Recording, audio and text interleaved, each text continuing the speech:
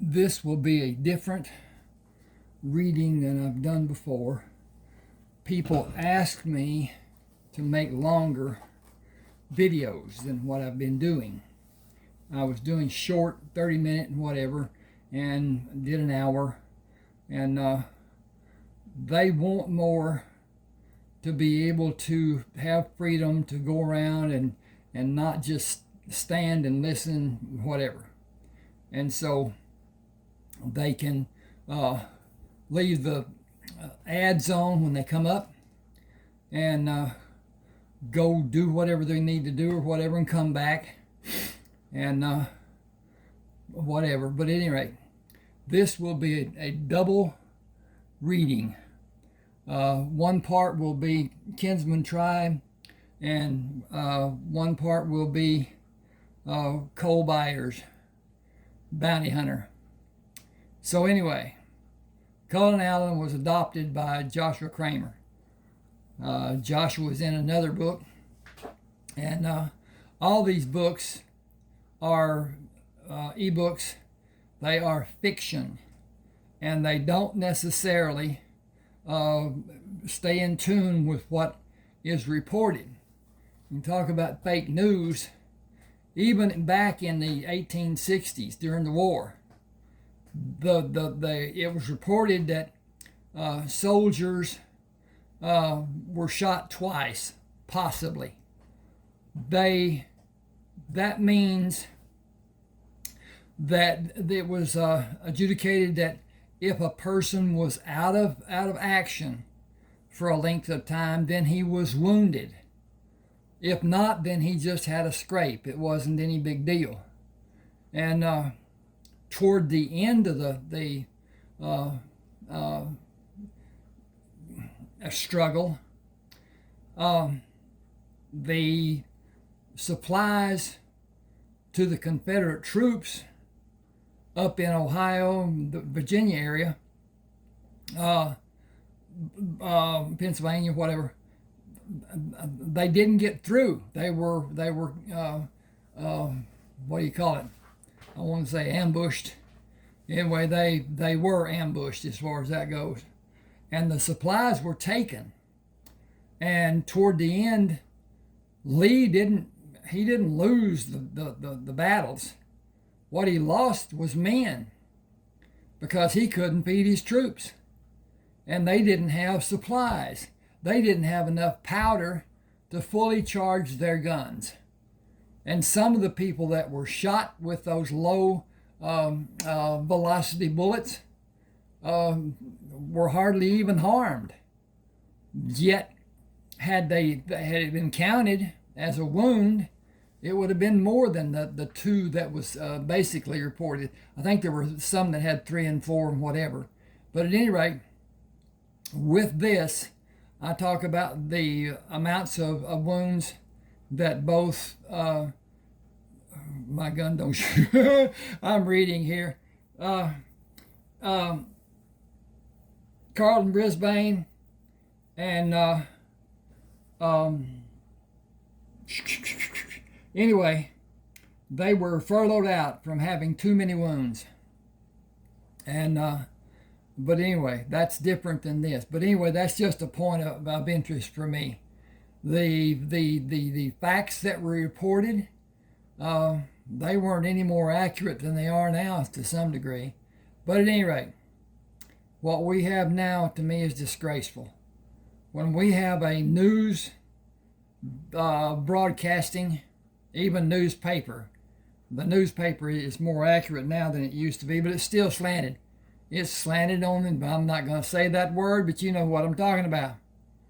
And our president is maligned. Even the courts are against his doing what he's doing. There are all kinds of people with all kinds of objectives that are saying what he's doing and the reduction and blah, blah, blah is hurting the economy. What they're saying is it's hurting their wallet, and they don't want that wallet hurt. And those are rich people. Not I don't mean a couple 100,000 or whatever. I'm talking about rich. and some of the people that we have. Why would somebody spend millions of dollars to have a position in the government that pays $174,000? But anyway, that's me. Anyway, I got that rant over with. I'm going to start here with Cullen Allen. And this is Kinsman Tribe Part 1. It's done in 2 parts because it's long. At any rate, here we go. Cullen Allen stood outside the light of the fire, looking into the camp. He was partially hidden by the shadow of a large oak tree as he watched the woman he earlier followed from outside the camp.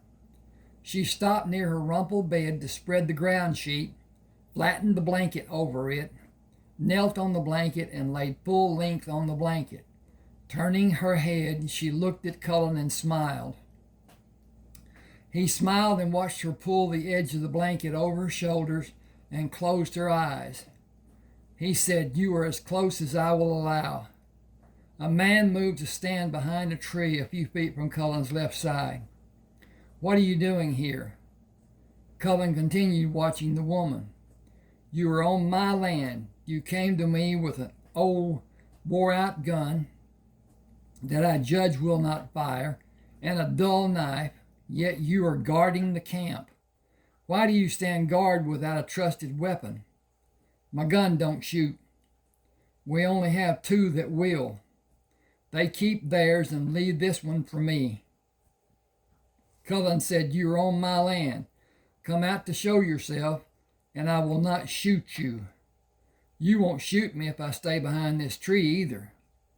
Cullen moved to his left and threw his body to slide into a prone position, looking up at the unsuspecting man, who looked down at the gun Cullen held aimed at him. "Guess I better come out from behind this tree. I ain't never seen a man do nothing like that."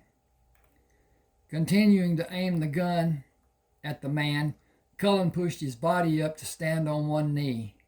"Move into the firelight. Is that your bedding on the other side?" "It be." "The sun will show in less than an hour. Fold up in your blanket." "I'm guarding the camp."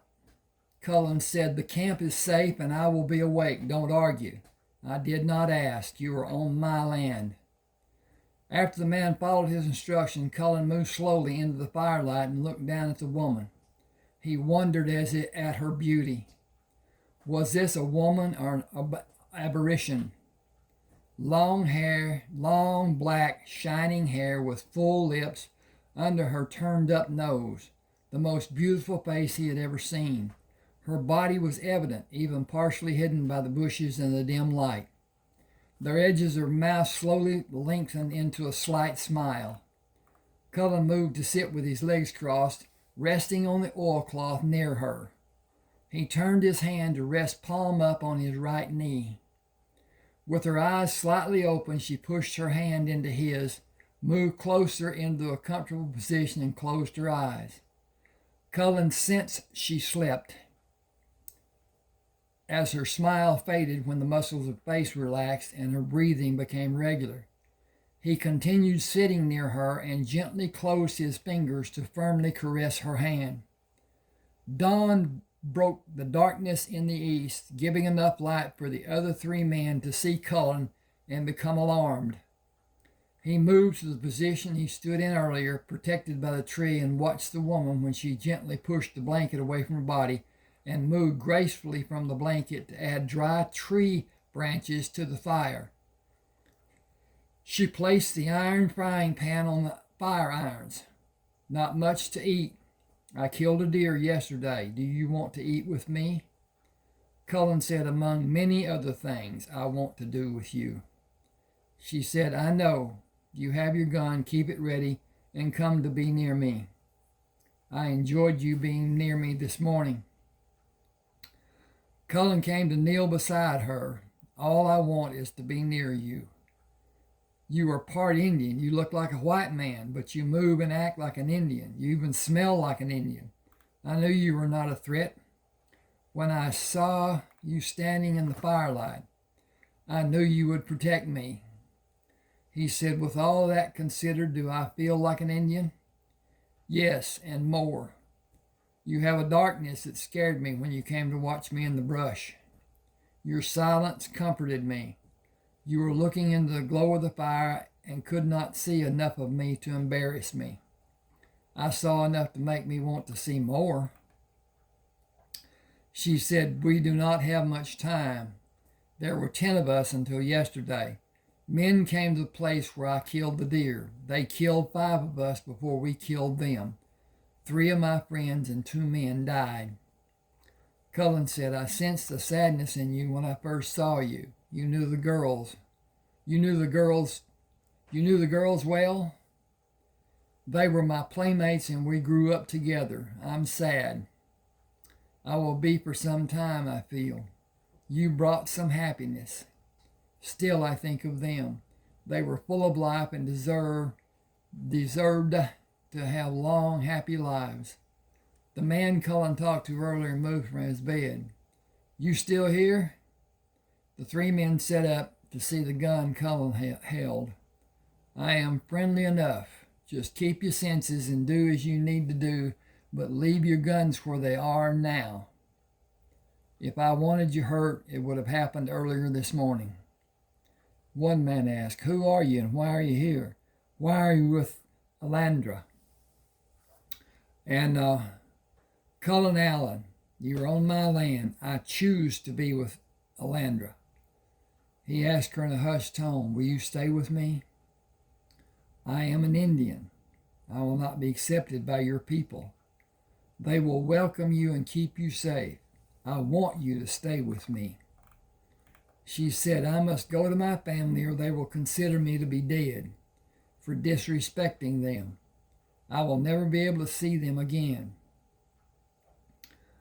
They will turn on me and I will be their enemy. They will never forgive me and I can never go near them again. Excuse me. I will lose all in my family. Cullen asked, will you come to meet my family? She asked, are the Indians? Some are mixed as I am. She said, these men with me will not go. They cannot go. I cannot go without them. I cannot be out of their sight and be alone with you. I cannot be alone with any man. How can we be together? I must tell my family. I cannot disobey and live with them. Without you, I will always have need of them. I will always need them. Cullen asked, will I be allowed to go with you? You cannot meet my family until their permission is given for us to be married. We must be married before we can be alone. It would bring shame to me and my family. I would be killed and my body would be left for the animals. I would be considered an animal. He said, you have been educated.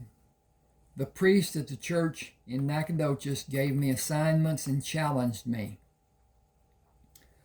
I need to tell your family I'm going with you.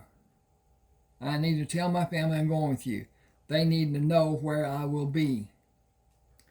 If you leave me, these men will not allow you to be near me again. Your boldness... Wait a minute. Okay, that was Cullen speaking. Cullen said, I need to tell my family I'm going with you. They need to know where I will be.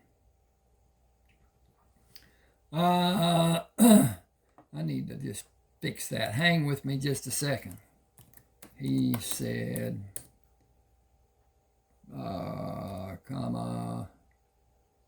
dink. Okay, got that fixed.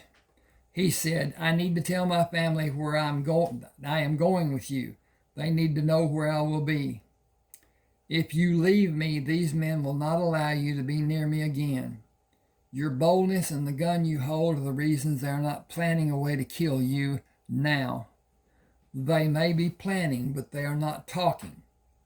They will plan and organize before they try to do anything. They are afraid of you. I will come with you, but I will ride behind. She said, we are 3 days from Nacogdoches. How will you sleep? I will while I ride. Will you warn me if they're planning to make an attempt? I will, and I will stop them if I can. Alandra rode between the 4 men with Cullen directly behind her. Each time one of the men looked back, the gun Cullen held was pointed at him. Excuse me. Both nights after the evening meal, Cullen moved away from the fire. If he slept, none of the four men knew. He was near Alandra each morning when they rolled out of their blankets. The guards each said he was not there during the night. They did not know when he came, but his back was never positioned for them to see it. The gun was always aimed in their direction. If they planned to kill him, got to scroll this down. The opportunity did not happen. Cullen stopped and sat on his horse outside the encampment where the I gotta get this down. They are at her family. Okay. Cullen stopped and sat on his horse outside the encampment where the family of Alandra lived. He waited as Alandra had cautioned. The 5 riders went into her family's camp without alarm being given. Cullen heard loud voices. Gunshots from inside the camp broke the morning silence. One, then another, and yet another. Alandra came from behind a shack, staggering toward him, and fell when the 5th shot was fired. He turned his horse to skirt the shacks. With the horse running at full speed, he moved straight at the man standing near her body. He turned the horse at the man on the left who was busy reloading his gun. The horse hit him chest to chest. Cullen fired at one man with his gun in his right hand and at another with the gun in his left hand. He pushed the guns in the pocket of his trousers, pulled the horse to stop. Jumping from the standing horse, Cullen drew 2 guns and shot both of the remaining men, still reloading their guns. He pushed one gun into the pocket and turned the cylinder to make the second gun ready to fire, pushed it back in its resting place and readied another gun.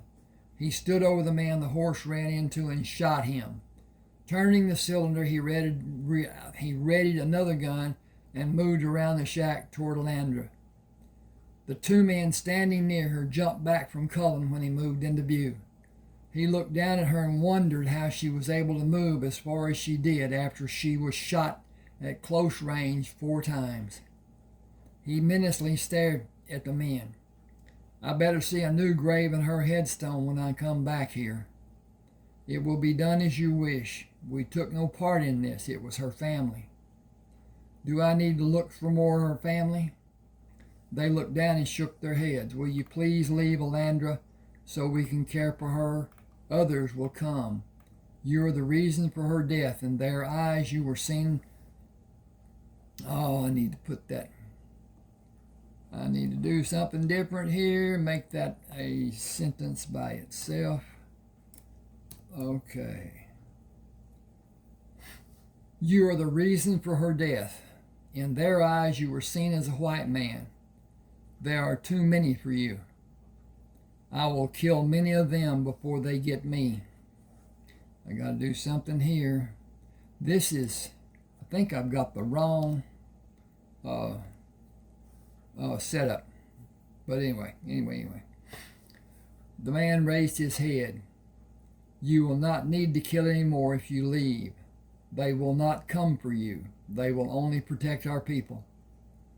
Cullen mounted his horse and rode toward the tall church steeple in Nacogdoches.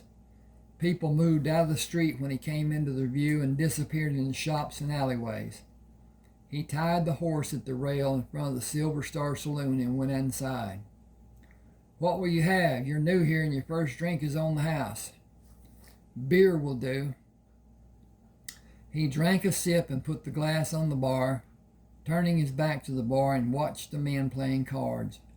Several men stood near the table, holding drinks. 3 men sat at the table near the back of the saloon, and a solitary figure sat at the corner. Light from the front windows fell short of illuminating the corner table. Cullen could not fully see the man's face. Girls in short dresses hung on to the arms of several of the men. Cullen intended to enjoy his first drink before he started back. The beer was not enjoyable for him, and he did not want the liquor sitting on the shelf behind the bar. He watched the card game until he lost interest and went next door to the cafe for breakfast, came back into the saloon to watch the game again. He decided gambling was a stupid thing for a man to do, and he was sure one of the men was dealing from the bottom of the deck. He had seen enough. Nacogdoches was not a place he wanted to stay very long. 4 men entered the town of Nacogdoches from the west. He's been standing... Yep, this is the wrong one, but anyway.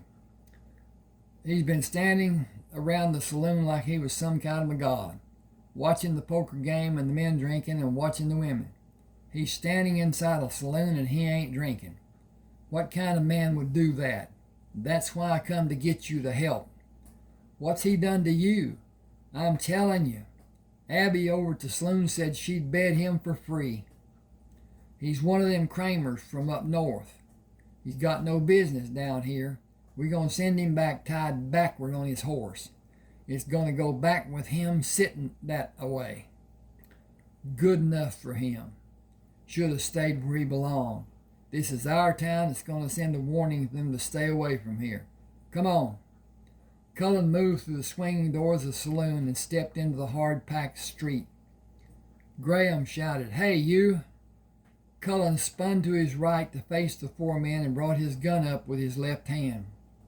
Surprised by his action, Graham put his hand on his gun, alarming Cullen.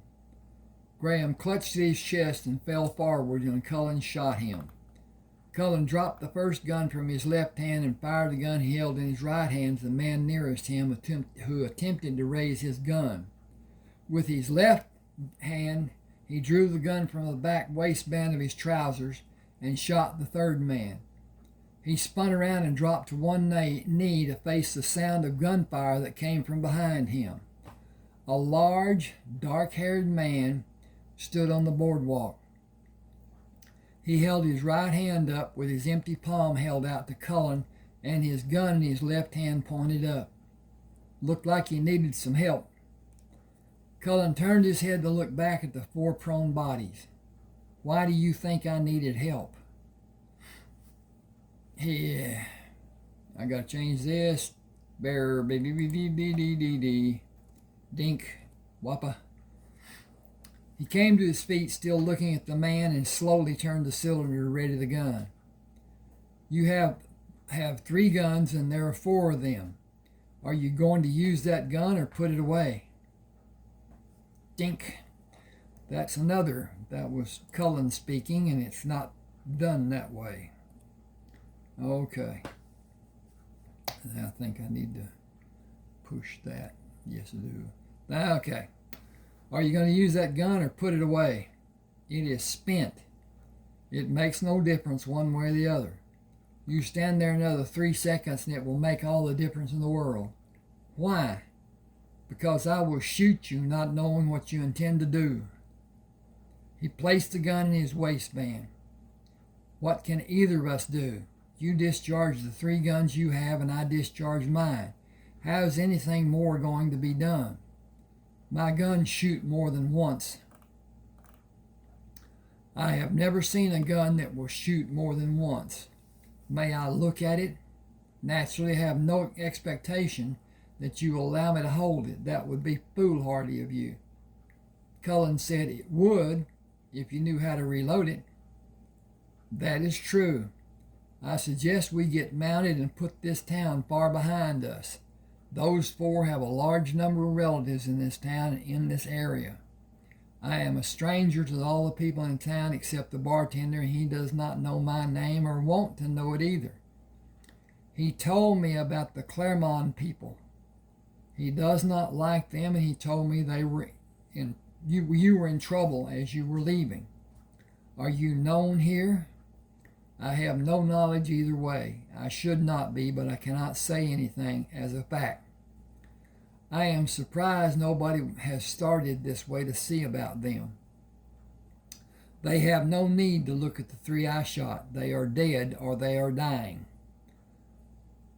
I shot all three in their chest. I can't say where my shot went, but he went down and has not shown any sign of getting up.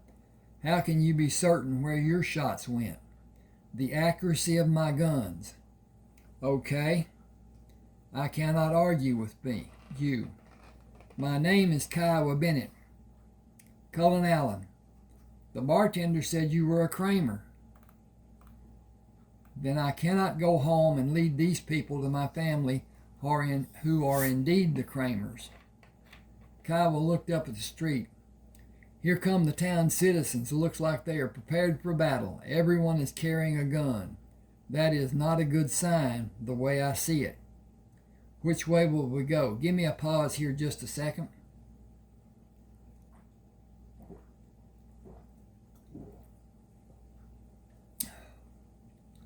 I am a long way from the safety of my home, and I cannot go there. Do you have a safe place to go? Just follow me. Cullen quickly retrieved his guns, mounted, and followed Kiowa east, leaving town.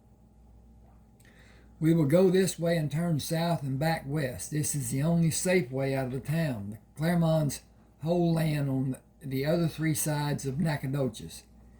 This is Partner property, and they are not friendly with the Claremont people. From what I gathered while I was talking to the bartender, the Claremonts make enemies readily. I've been here several times and gained some information about the citizenry from the bartenders each time I came here. I will not come back after this. You should not either. The Claremonts will try to follow us, but I will lead them on a merry chase, and they will be confused, lose our tracks, and quit trying to follow us. Cullen followed Kiowa as he attempted to confuse anyone who might follow their tracks. He eventually led Cullen into a small grove of trees. Strip your horse, hobble him, and turn him out with our mounts. Cullen asked, do you have another stallion in the herd? They will fight even though they are hobbled. Most are geldings and a few females, no stallions. We need to have a permanent place to live, not just a camp. This is just temporary, and we move as often as we need to and remain concealed. How are you concealed? There are no people around us. Kyle, we killed 4 members of a large family. Why do you think you are concealed? I backtracked and changed direction so many times and moved across rocks and used the water to hide our tracks. We did not leave a trail, and they cannot find us. I could if I wanted to find you. I will need you to show me how, or I will continue to believe I hid my tracks as my people showed me. You did nothing to hide your tracks. They are very easy to follow. You did not erase them with a tree limb, using the leaves, or use dust to cover them. I can follow you across rocks and search the banks of the streams you traveled through and find where you moved back to land. Cloudy water is an indication of your travel, and taking time to locate where you made your exit from the water is not difficult. This camp is not concealed and not safe, even with the people you have watching. I could wait for the darkness of night and take all of you out in a few minutes. You do not have dogs to warn you of intruders. My people did not have dogs, and we stayed safe. You were extremely lucky. If that is the case, or your enemies were far away. Kiowa said, I bow to your wisdom, as I am not completely sure you are wrong. What do you think we should do? If the Claremont family is going to do as I expect them to do about having their relatives killed, they will find this camp and kill you and me and everyone with us. With that in mind, I would put as much distance between us and them as possible. When we have successfully hidden our tracks for more than a day, I would go to the southwest and gather a herd of cattle and take them to a port on the Gulf to sell them. How many men are with you? 21 of us altogether. Cullen said, you all have single-shot pistols. Okay. I'm going to hang, just give me a second. Oh, I'm not even going to mess with this. Cullen said, you all have single-shot pistols and rifles? Kiowa said, yes, that reminds me. May I see your gun? First, why are you together? Kiowa said, for safety. We all have mixed breeding. Is that a problem? It is if we are alone and recognized. We are not welcomed anywhere. Excuse me.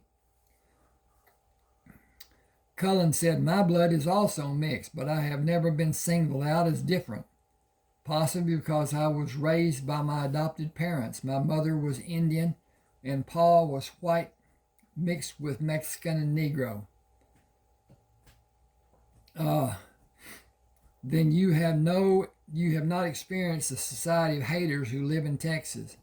We have no rights and can be killed on someone's whim, if they are white or any other color, so long as they are not mixed blood like we are.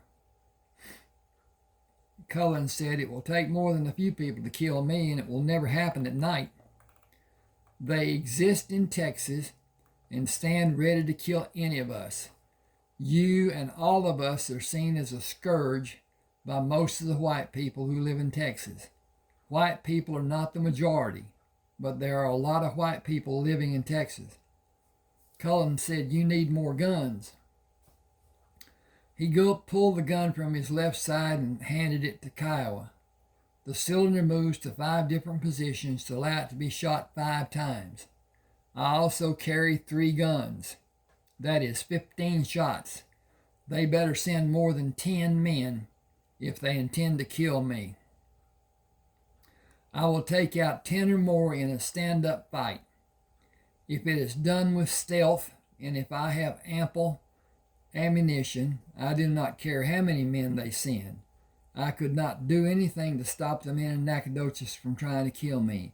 I did what I had been trained to do. I did what I practiced doing. I defended myself from being killed. Excuse me. I have no delusion of my safety. It does not require any wild guessing to conclude what actions the Claremont people will take. There is no doubt I have been named as a criminal, and my family also. I will warn them on the way north. They are constantly watchful, but the threat the Claremont people pose is real. It is more serious than any danger we have faced before. I have a plan to gather cattle and take them to the Gulf for sale after I warn my people. The morning after a good rest, I intend to begin. Include me to stand watch tonight as everyone does. Kiowa shook his head. The list has already been done. Excuse me. Wow. Just put me in the rotation and let someone rest. It cannot be done. Why? It's a simple thing to do. We have been doing it so long, it is a habit. That is a pretty flimsy excuse. Kiowa shook his head again. I am the only one who can read and write, and the men will not understand a change being made with all the confusion it will cause.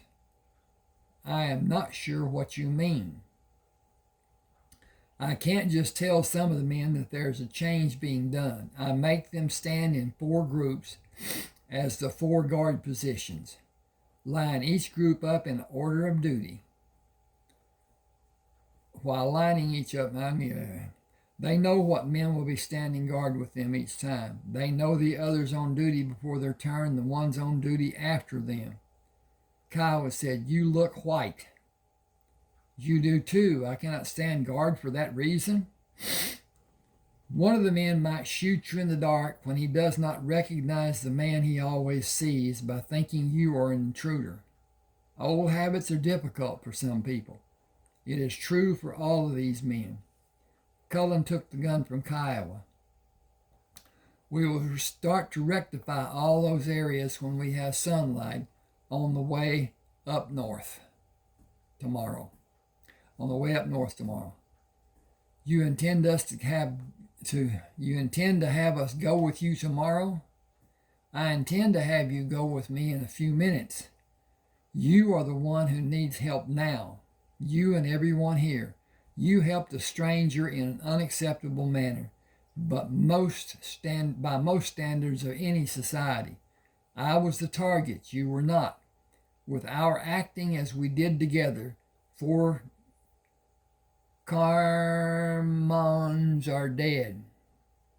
I have no illusion of my security or yours, and the more I think about it, the more inclined I am to believe leaving immediately is the best course of action. I could track you here, and if there is another skilled tracker to bring the large force to attack this place, we will all be dead in a short time because we have little firepower and a small number of rounds. I have more firepower in my guns than all of your men together. Once we are surrounded, we have no hope of defending this position. I think you have all been very lucky in the past, and luck comes in streaks most of the time. It might be better to plan what needs to be done and not rely on luck alone. You want me to come with you. You can all come with me if you like. You all banded together for safety. You have a new threat. How will any of the men survive if you are not in the group?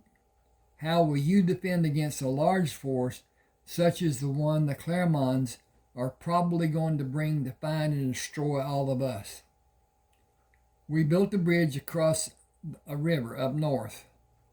With the river on our south side, we only need to defend the other 3 sides. The east side is heavily wooded with a tangle of brush and vines. That is an excellent course for an experienced woodman. It is a nightmare for the common man, and the watchtowers guard the open ground an attacker will need to cross. With superior firepower, our few men will easily defend against a larger force, with probably no loss of life for us.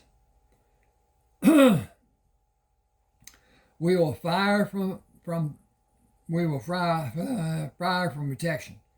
While an attacker has to show himself to shoot, he will become an easy target. It would be a catastrophe for anyone to attack the home where I lived as a child, or the compound up north at the river, with us well armed and defending it. Your men need training. They need to learn every form of education they may be able to digest in a short time. I think 2 or 3 months. More than any other aspect, they need to learn how to fight together instead of as a single man. They need to learn tactics and communication. Their need is to grow in maturity and working together. It seems you have a bunch of individuals who are scared because they do not have discipline or leadership. They only trust themselves. I need to make that, you can leave it alone. Alone, they will probably not survive. They have survived until now. That shows they have some degree of ability. It needs to be known what their abilities are and how they can use their abilities as a team, working and fighting together. We all need the firepower available from my family. Kiowa called the group of men. This is Cullen Allen. Welcome him later. I want you to see Cullen's gun. It will shoot 5 times without reloading. I witnessed Cullen being called out by 4 Clermont men in his quick action of shooting 3 of them. I shot a 4th Clermont. We aren't safe here and we should leave. Cullen has a place up north. He believes it to be our best chance. I'll go with you and wish all of you would too. I will go with him. Excuse me. Boy, it is springtime in East Texas, and the pollen has got to me. And so the noises I'm making are clearing my throat, or attempting to, or whatever. At any rate, this will go on through the summer. because of pollen.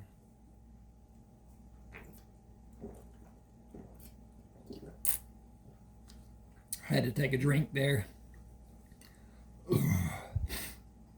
Okay. Let's see. Better get. We've been together for safety, and the threat to all of us is more real than it has ever been. All of you are not known to have been involved in the killings, but it becomes known that you're with me. But if it becomes, you will be a target too. I am certain the Claremonts will do all that is possible to find me and Cullen, and probably all of you. I do not regret that I helped Cullen. I would have done the same for any of you. I believe Cullen would also. He is the type of man who will not stand by and watch an injustice being done. That's true for every man in this camp. Cullen told me he could find us by following the tracks we made coming here. I have no reason to believe he is wrong. There may be others who can. With that in mind, we cannot stay here and trust that we're safe. We must take every precaution to be certain. I made my choice to leave and go north as I believe it to be forced on me. You will each need to make your own choice. The men continued standing as they had been and remained silent. Kiowa looked at Cullen. What needs to be done? We need to organize. Our union will be by voice, but one man will need to be the voice for everyone, with any one of us as a designated leader. If it comes to a point of disagreement for me, I will go my own way. I have lived too long to allow someone to jeopardize my safety. I will acquiesce to anything being chosen to do that is safe. I will not if I judge it to be unsafe or life-threatening. You all know each other. Pick a person to lead. Kiowa looked around the men. Anyone think you should lead? Anyone think you have abilities greater than Cullen's? Max Ironlegging said, we all came to you. You've been our leader. I don't have the ability that Cullen has, clear and simple.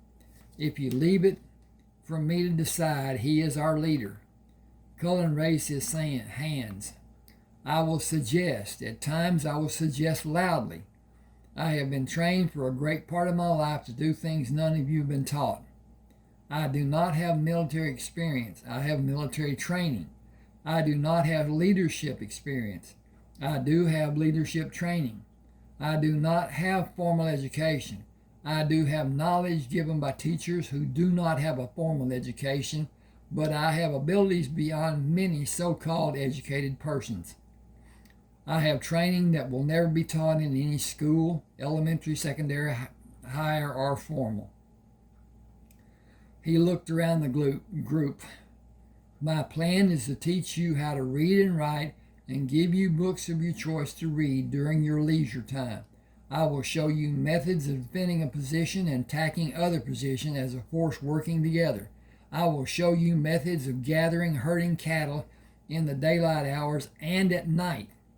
My plan is to herd cattle and sell them to the riverboats on the Gulf until a riverboat captain will come upriver to buy the cattle. Excuse me a second.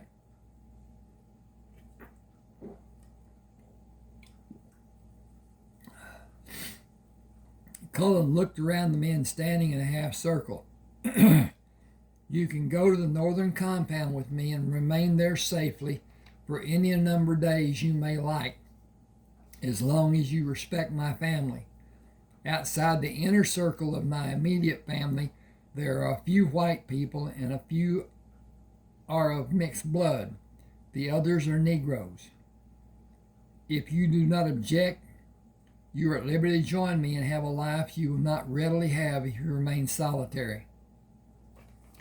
Corey Yellowhand said, I got no problem with all you just said we will do. I got a problem with knowing some of what you said. I ain't never heard some of those words you used. I looked around while you were talking and saw some of the blankest flat faces I have ever seen. Grown men with their mouths hanging open. I will not apologize for my speech except to say you all have the opportunity to learn if you come with me. I suggest packing the camp and leaving here as soon as possible. There are far too many in this company to be able to cover our tracks. We may be followed. We will travel as fast as possible, as far as possible. It will take 3 days to get to the river. Take short rests and move out after those rest breaks. Wow, Pepsi. Travel at night when it may be possible and in the daylight hours. Kiowa held the gun out to Cullen. We can't travel at night. I will lead you and you will stay close, following in a single file. We can't take a chance of something being in our path. I can. If you all follow me, you can too. Kiowa looked at the men in the group. I trust Cullen. I'll follow him, and if something happens, it'll be on his head and mine, and you should all be able to get away from us and away from whatever harm there may be. It is my choice. I advise all of you to come with us because I can see no other way. Talk about it if you need to, but I am going. John Saladsman said, I am going, and I advise everyone to go. We all know the danger we face. It is known that our bloodlines are not acceptable people. We have all seen people like us murdered, and the law did nothing. I won't wait for them to come here. I'm going. Boston Lightfoot looked around at the men. Anyone not going? When no answer came, he said, we will eat, get our canteens filled, pack everything, and leave. Is that the plan? Jack Calhoun said, we have almost finished packing, so we will probably be ready in less than an hour. Cullen, can I see your gun? Cullen pulled one from his trouser pocket. Will all of you promise to always treat these guns to be loaded and maybe discharged, even if the possibility is small? A gun is always dangerous. My gun is more dangerous than the usual common handgun. It is just a fact. Everyone agreed, and individuals said yes. Kiowa looked around the group of men. I think we just made a partnership that will give us more help than we've had until now. It is a life-changing improvement. Shall we begin the journey of our enhanced lives? Cullen grinned. Do we have a tribe? Kiowa began walking away. We are all kin. We are each a kinsman in an organized tribe, a Kinsman Tribe. Cullen pointed. The fastest way is north on this trail until we get to a trail leading northeast. It will intersect the road going north to my home place. We have about 2 hours of daylight. In 4 hours, we will stop for a 4-hour rest. 4 men will each stand watch for 1 hour. Everyone will have at least a 3-hour rest. If we follow that scenario, we will be at my home in 2 days. I brought jerked meat to last me. Will we need to hunt for food? Kiowa said we each have some dried meat, but not enough to last. Cullen said wild cattle are not abundant here. They have been gathered, but some are scattered, and only a few are butched. I got butchering on my mind. Bunching them and roping a young one will be easier. We can easily find them tomorrow. None of you have ropes. Have any of you had experience with herding cattle? Kiowa said we traded the ropes for guns, but we can all use a rope. The life we were forced into was not well planned, and we came together with what we had, which was not much. We devised ways to trap and butcher our meat. Some men are knowledgeable about plants we had to eat. We are not suited to be thieves, but everything we had is becoming older and less useful and needs to be replaced if we are going to survive. We need a means to replenish our goods and possessions. Hang just a second. I got to check this out. Hadn't even done that and should have already. Okay. Okay. It's going okay. I want to interject here.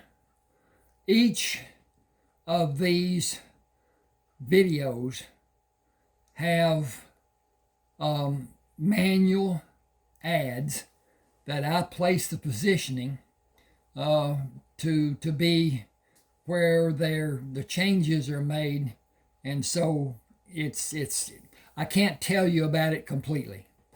Then YouTube is going to place ads in all the videos at different areas than what has been manually done. So they're going to add ads, make ads that are much more prolific in number than what have been.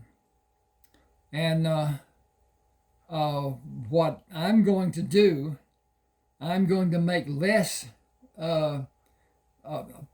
place less ads and let those ads be in the place. So it will reduce the ads that will be, because they're gonna put the things on no matter what I do. And I hope with this being as long as it is, that when the ads come up, you will just let them run, get a drink, go to the bathroom, do the things you need to do, clean the house, whatever, until you hear me talking again. That will give me extra money, because the ads being watched, as far as the algorithm goes for YouTube, it doesn't matter that you see it or not if it's being played on your device. And that's part of my plan. My real plan is to sell my ebooks. And I'll either do that through Smashwords, they're $6.99 a piece, or I will garner the money from a person who sends it by Zelle, Zelle, and then send the ebook as an attachment.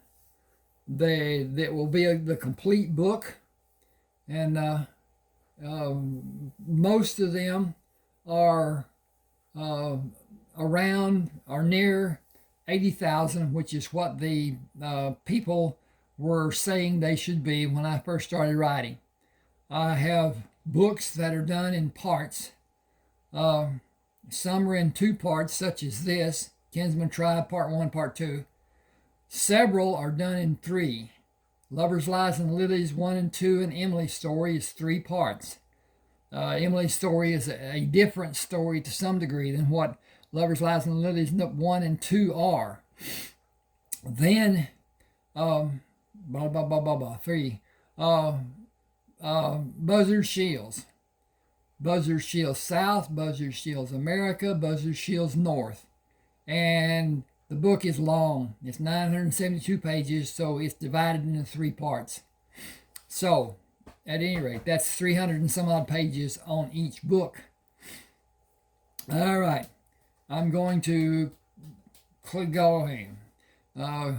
Kiowa said we need a means to replenish our goods and possessions. Cullen said plenty of cattle everywhere in Texas. There's a good market for young stock and pairs. You all need more than you have now. That should be, you all need more than you have now, not cattle, but possessions. No, you all need, I'm going to put support.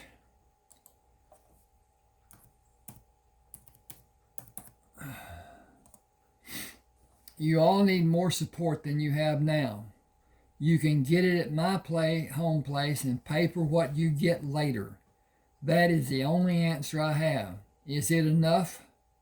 Kiowa said it's the only answer we have had since we formed this group, but how do we stay away from being seen and possibly killed?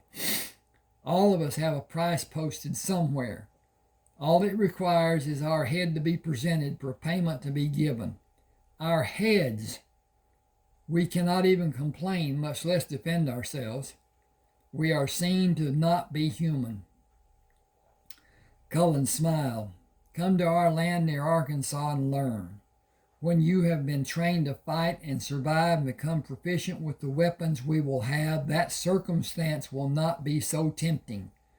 We number 22 men, and we will stand against an army of less equipped men. No one has our type of weapons. They do not exist in America other than my family. That's not true. Some were given to some people that lived down the hill country. But anyway, that's irrelevant. Kiowa said, lead the way. We will all feel better about being away from here. This is chapter 2. Cullen rode around the Kramer compound. Should be around the outside of, rode around the perimeter. Okay. Anyway, I'll leave it like that. Cullen rode around the Kramer compound to enter on the north side. Men following his tracks would travel north on the road and be easily seen by the sentry posted on the south side and by the west sentries. Movement around the east side would be over rugged terrain, difficult for travel and highly visible from the eastern and northern sentries. The guards in the southwest tower recognized Cullen and waved him through without raising an alarm. When the group was near the Kramer compound, Cullen explained Joshua's denial of unknown visitors to the party of men. They agreed to wait for Cullen to return before going to the river, while he took Kiowa with him to meet the Kramers. Cullen recounted the incident in Nacogdoches to the people who gathered around him inside the Kramer compound and told about the men traveling with him. He told Joshua about his plans to stay near the northern bridge for a period of 2 or 3 months before he left with the men to gather cows in the southern part of central Texas. Joshua led him and Kiowa to a set of newly built chairs. Sit with me. You left the north compound with a group of people and came by here without making contact. Cullen explained, those people came to spend the night near the compound. They were Indians from a place near Nacogdoches. They were afraid to come into the compound, and they would not wait for me to come in and come back to them, for fear of being found to be less than wanted and possibly killed. We would protect them. I know that, but they did not know they could trust our protection, and they did not know me well enough to trust me. Why did you go with them? You had to have a good reason. Her name was Alandra. I went south for her. I did not intend to be gone for more than a few days. Where is she? She went back to tell her people she was going with me, and her brothers killed her. I killed them and 5 others. Joshua said, I'm sorry you had to experience hatred of that magnitude.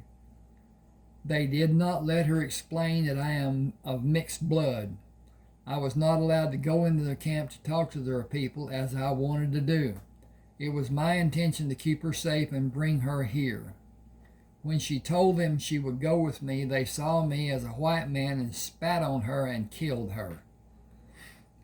He searched Joshua's face for understanding and continued. Papa, I have never seen anything like that. Her own brothers killed her. I killed those who shot her, and I did not know what to do after it happened. I went away from them and made certain they did not follow. Nighttime came and I could not sleep. I started back home and stopped in Nacogdoches to see what a town looks like. It is a big town, not like Big Cypress. Joshua said it was a Spanish mission, one of the oldest establishments in Texas. Cullen continued, I got there at night and found a saloon still open and drank beer. Well, I did not really drink it. I found it to have a repulsive taste. I listened to the men talk and watched the women. Is it their purpose to get the men to drink more than they normally would? It seemed that way to me. Joshua said their purpose is to entertain the men and make money for their own pockets and for the saloon. Cullen continued, I went to see the church and lit a candle for Elandra and stayed there until daybreak. When I went back to the saloon, the Claremonts tried to kill me. Kiowa killed one of them. We joined forces and came here. Joshua spoke to Kiowa. Thank you for helping Cullen against the Claremonts.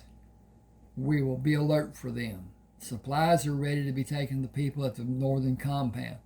Take guns to arm the men you have with you. You can collect the payment for them when you complete the cattle sales.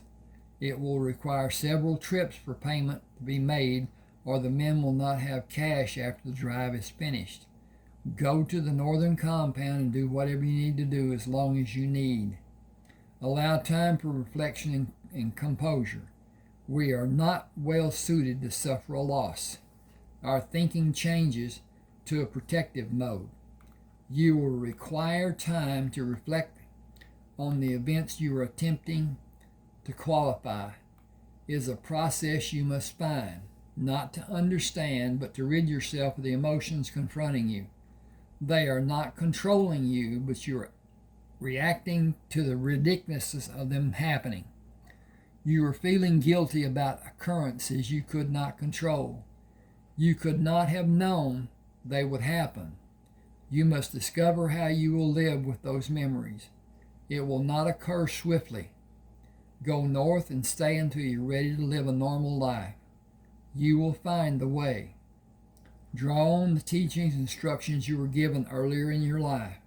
Answers to all you need are present within the knowledge your training instilled at your disposal.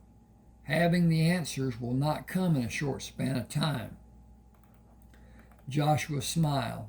I am glad you had the opportunity to experience beer. I am also. That curiosity has been quelled. You should tell everyone what you plan. Many may want to accompany the group bringing supplies to you. Some may desire to go with you on your cattle drives. I know you will guide and protect them. I think they would be risking too much if they came with us. I will do my best. The wagons will be loaded tomorrow morning with the supplies you need in the coming months and replenishment for the northern compound. Bring the ore that has been gathered when you return. Joshua turned to Kiowa. Cullen has been trained and instructed in a manner you may find difficult to understand. Do not attempt to. Allow him the freedom to act as he will reason to be needed. He has skills my forefathers were taught and developed from the time they were able to reason. We will know when and where to follow. All of my sons are capable in areas most men do not perceive to be possible. Kiowa said, I have witnessed some of his abilities. Everyone with us knows, and we will follow without questioning his leading us. That will be enough. You are welcome to come at any time you choose. Only one other will be allowed to come with you. It is a long-standing rule to aid in our safety. Heath waved when he saw Cullen stand. Kiowa, come meet my brothers. Heath met Cullen with a bear hug, raised him off his feet, and turned them in circles. Placing him on his feet, Heath asked, where have you been? It is a long story, and men are waiting for us. I told Papa he will tell you. I killed some men in Nacogdoches. This is Kiowa Bennett. He killed a fourth man when he thought I needed help. We will go north to stay for a time and come back to gather cattle south of here to sell on the Gulf. He hugged Sherman. Kiowa, the man you just did this little dance, the man who just did his little dance with me is Heath. This is Sherman. Heath shook Kiowa's hand before Sherman said, thank you for helping our brother with his need. You are always welcome. Cullen asked, will you come north and visit? Are you expecting trouble to come to us? I do not know what may happen. We number 22 men. Papa will arm and supply us, and I will instruct the men about the guns and strategies. We will stop to visit on the way south when we are ready.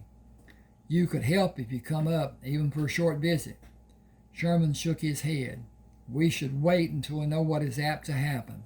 I have an ominous feeling. You have a darkness that troubles me. How many may come? Cullen said, too many of them live in Nacogdoches to make an accurate statement. They are a cloddish bunch. Sherman said, we will prepare for them, and I have no feeling of imminent danger. Do you, Heath? I am only feeling Cullen's disturbance. You defended yourself. Why are you so disconsolate? What happened before you went to Nacogdoches that has you upset? A woman I met was killed. He said, you should have come home. You were not in the frame of mind to act as you knew to do. You are not even now. It would be better for you if you stay with us to have our support. Cullen said, I know how to do what is needed. I could not foresee her death. She would still be alive if not for my actions. I cannot correct or qualify it. Papa told me to go.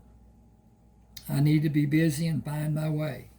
It will not happen quickly. I would be a disturbance if I stay here. He said, I am not needed here. I will drive a wagon. You need me. Sherman said, let Heath help. I feel you're struggling to escape rather than confront your grief. Escape will ease your difficulty only slightly. Confrontation and deliberation will resolve it, given sufficient time. Only that and even more time will allow you freedom from the other people's action. Boy, that's jammed together. Think. You could not control either situation. You are guiltless, in fact, but you are not yet grounded. I'm going to save this. Hit that save button, hit that downloads, hit that save button, and it's finished. Okay.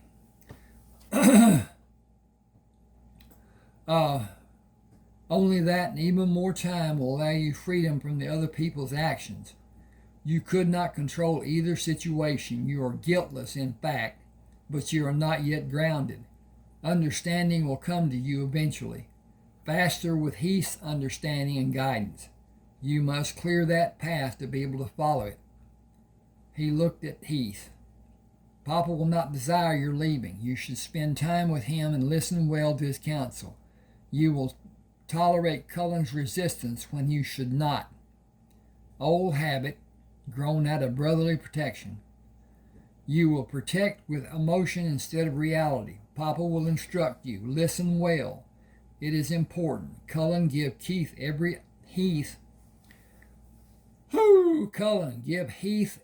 iota of information. Do not attempt to protect him, as you will be driven to do. Fair enough? He said it will be needed. It will not be comforting for either of us. He gripped Cullen's shoulder. I will meet you at the wagons tomorrow. I will say my goodbyes first and be ready to leave when you are. Cullen said, will you show Kiowa around? I have not seen anyone except Papa and you. Sherman said, I will. Heath will talk to Papa. Give me a hug and know you will. Ding, ding, ding. Well, now, am I off here? What's going on? Okay, now it went up. Okay. Keep us in your thoughts. Heath led the wagons, leaving the compound in the early morning light. We leave, and what we come back to is another time, another circumstance, and another people. The same but different. That is the sadness of leaving.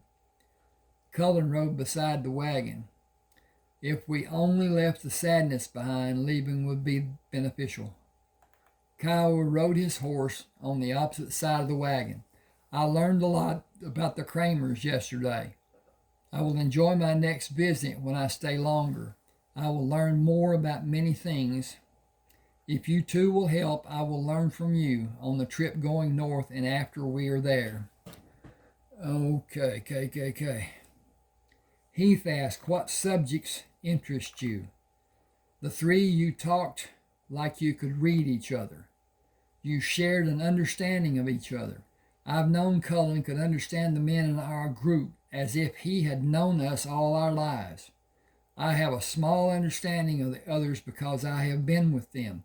Cullen did not have that much time, and yet he knew their temperament and intelligence when we first met. He shows it when he speaks to each of us. I want to be able to understand. He said, you have seen animals and known their temperament. It is that projection we interpret. You are by far the more intelligent of the group. Each one has past experiences that define him. Some doubt us. They have nothing to base trust or distrust for us. They will not learn quickly. You saw Cullen experience his ethos and logos and pathos. I cannot begin to explain those in a short time. I will attempt to during the trip and try to have you understand the three and how they define all of us as well as other values. He had your attention in the beginning. Something drew your interest to him to a focal point. His gun pointed at me with my first concern. Okay. Now. Yep, that's John. He smiled. He does possess a manner that surprises people. You have also. I'm going to change that. I'll leave it and do something with it. You have also. You see people in ways others may not. Your interests lie mostly in philosophy and academics. The other men are more logic-based. Your interests have no working value for most of them. Jack is a world apart from the others. He has multiple interests like you, but what appeals to him is based largely in logic with a smattering of other curiosities. It severely restricts his perimeters of learning. Parameters? Well, better, and understanding. He will be a project for the three of us to bring him to study more diversely, as we were forced to accept all forms of education. He cannot be forced, but he will be easily led once he discovers the joys of education. Kiowa said he's the only one who shows his emotions. The others are guarded. They are not the same in any way. I trust every one of them, but we are an odd bunch. Cullen said Heath was not talking about character. He was telling you about only one part of our makeup. Broadening our understanding is a living endeavor. Our education never ends. Heightening our senses is an ongoing daily activity.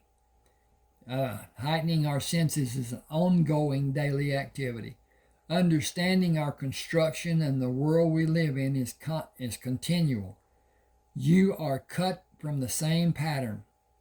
Jack deviates to a degree, and those differences define the others down to Manny. He is first a romantic in every way. He seems to have no depth. Plainly speaking, his understanding is not much more than that of a small child. Kiowa said, Cullen is not what he first appears to be. You are even farther. Cullen said, people see Heath's size and they discount his intelligence. Heath loves it. Kiowa said, I saw plants being loaded in this wagon. They are my herbs. Papa had a friend who had a strong interest in growing and cultivating herbs. We have always had a varied supply. These will augment the collection I have at the northern compound. I get more from a riverboat captain. He brings more each time and gives them to a storekeeper on the bayou south of our home. He brings more each trip and gives them to a storekeeper on the bayou south of our home. The storekeeper gives them to me.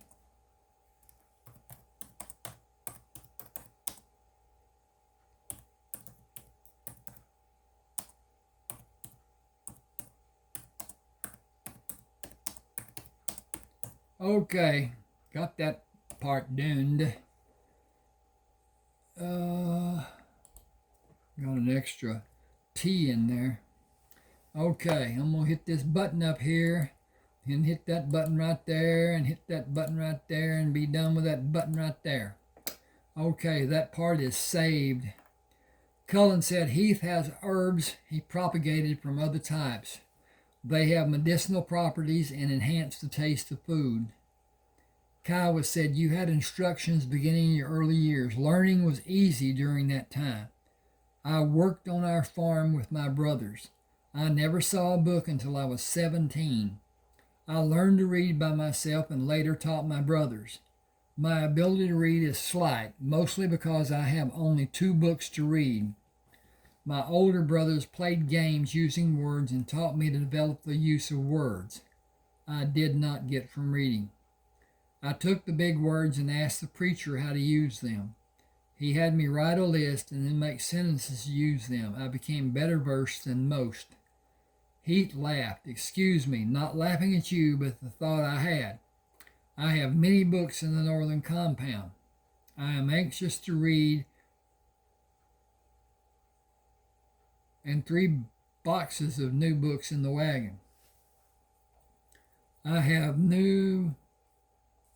I need to change that because I got a comma here I don't need. Dink, dink, dink. Word does that. Word changes punctuation. Word changes words, which is really bad.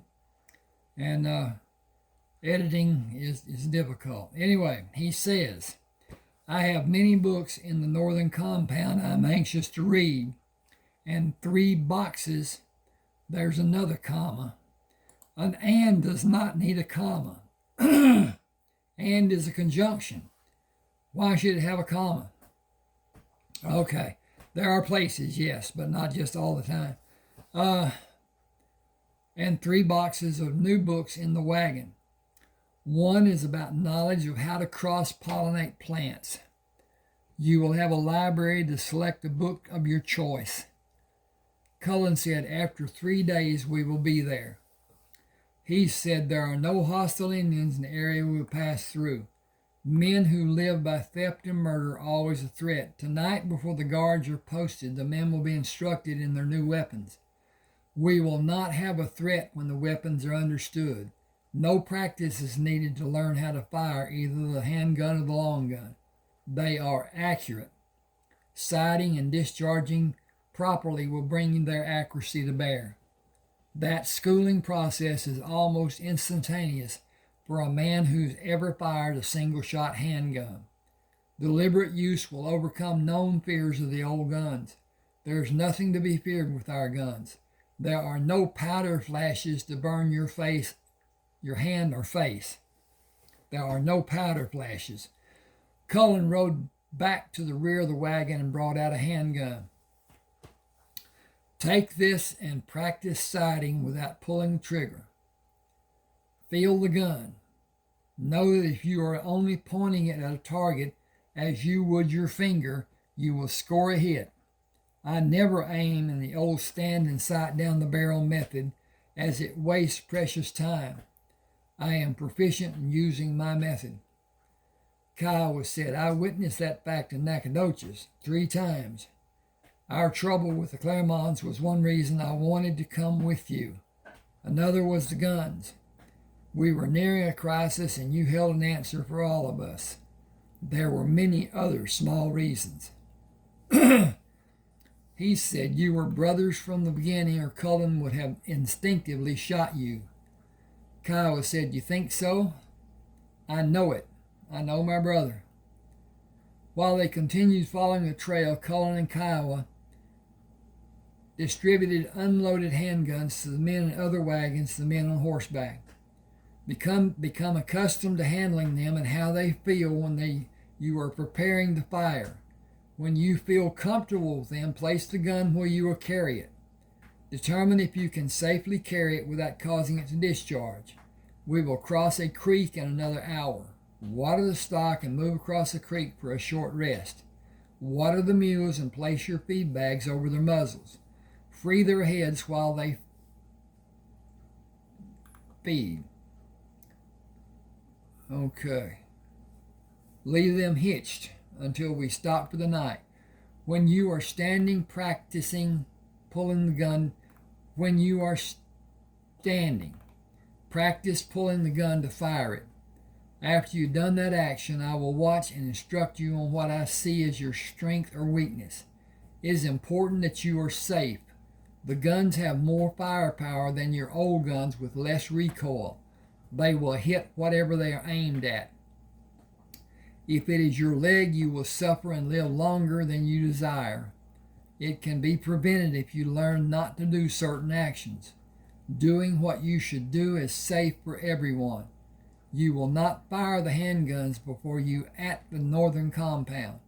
You will have long guns when you leave the creek and continue on the trail. They will hit a target a long distance from where they are discharged, with very little drop in the flight paths of the bullets. I'm going to end here, I think. See what time, yes.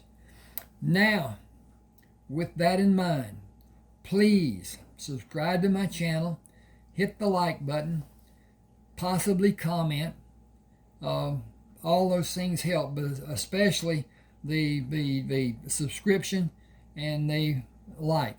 Now, when you do the subscription, you'll see it on your YouTube page. It does not affect your computer whatsoever. It does not go on your computer. It goes on the YouTube page, and you can't find it unless you're on your YouTube page. The subscriptions, that is. So at any rate, take the time to smash that button and smash that other button, and subscribe and like and possibly share. Yeah, but share with people that like to read. Okay, with that in mind, I am going to go to hang on a second. I gotta hit a couple of buttons here first. Save as, download, save, and that's done. Now it will let me close it. Okay, then this is actually it is oh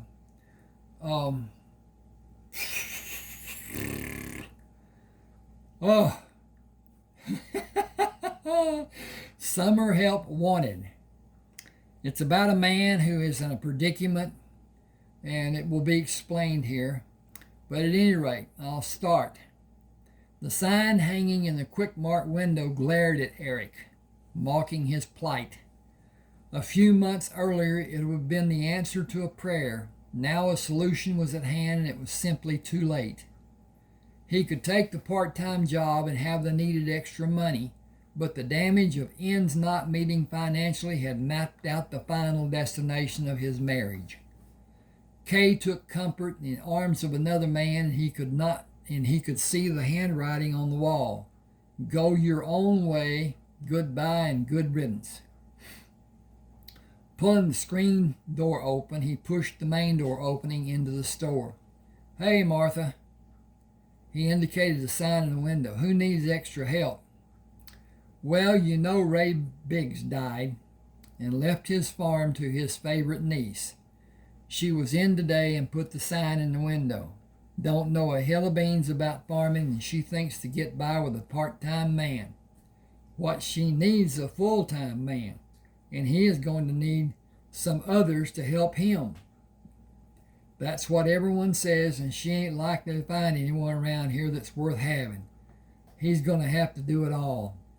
All she's likely to get is a bunch of no-count Mexicans. She don't even know what tractors Ray had, much less how to start one or change implements. That ain't all. She's coming up to furrowing time, and don't know which one is a sow and which one is a mower. On top of that, the cows are all due to drop. Ray liked to have his calves in the spring. Said they did better with a good start and good weather rather than the cold of winter. She ain't got no business being here. She's a city girl and lost as a goose. She took a deep breath. Billy Dothan has been feeding the livestock, and Tom has been helping him milk. But Billy's military school starts next week, and Tom ain't going to let him do any more after this weekend. It's more than just a part-time job. That's a big farm. Cynically, she asked, how about you? Interested? Heard things weren't going real good with you. Tramble was a small town, and what people did not know, the local gossips made up with half-truth, conjecture, and innuendo. Eric ignored Martha's remark. She and Larry Priest had a standing appointment at her house for a rip-snorting weekend drunk. She was the mother of his two closest friends. Still, he held little respect for her, but remained courteous. We can all use extra money, but right now I need a loaf of bread. Kenny climbed up on the kitchen counter and used the cabinet shelves for a ladder and destroyed the one we had on top of the refrigerator. That should be destroyed the sack of bread. Anyway. Destroyed the bread. Okay, that's done. The problem with writing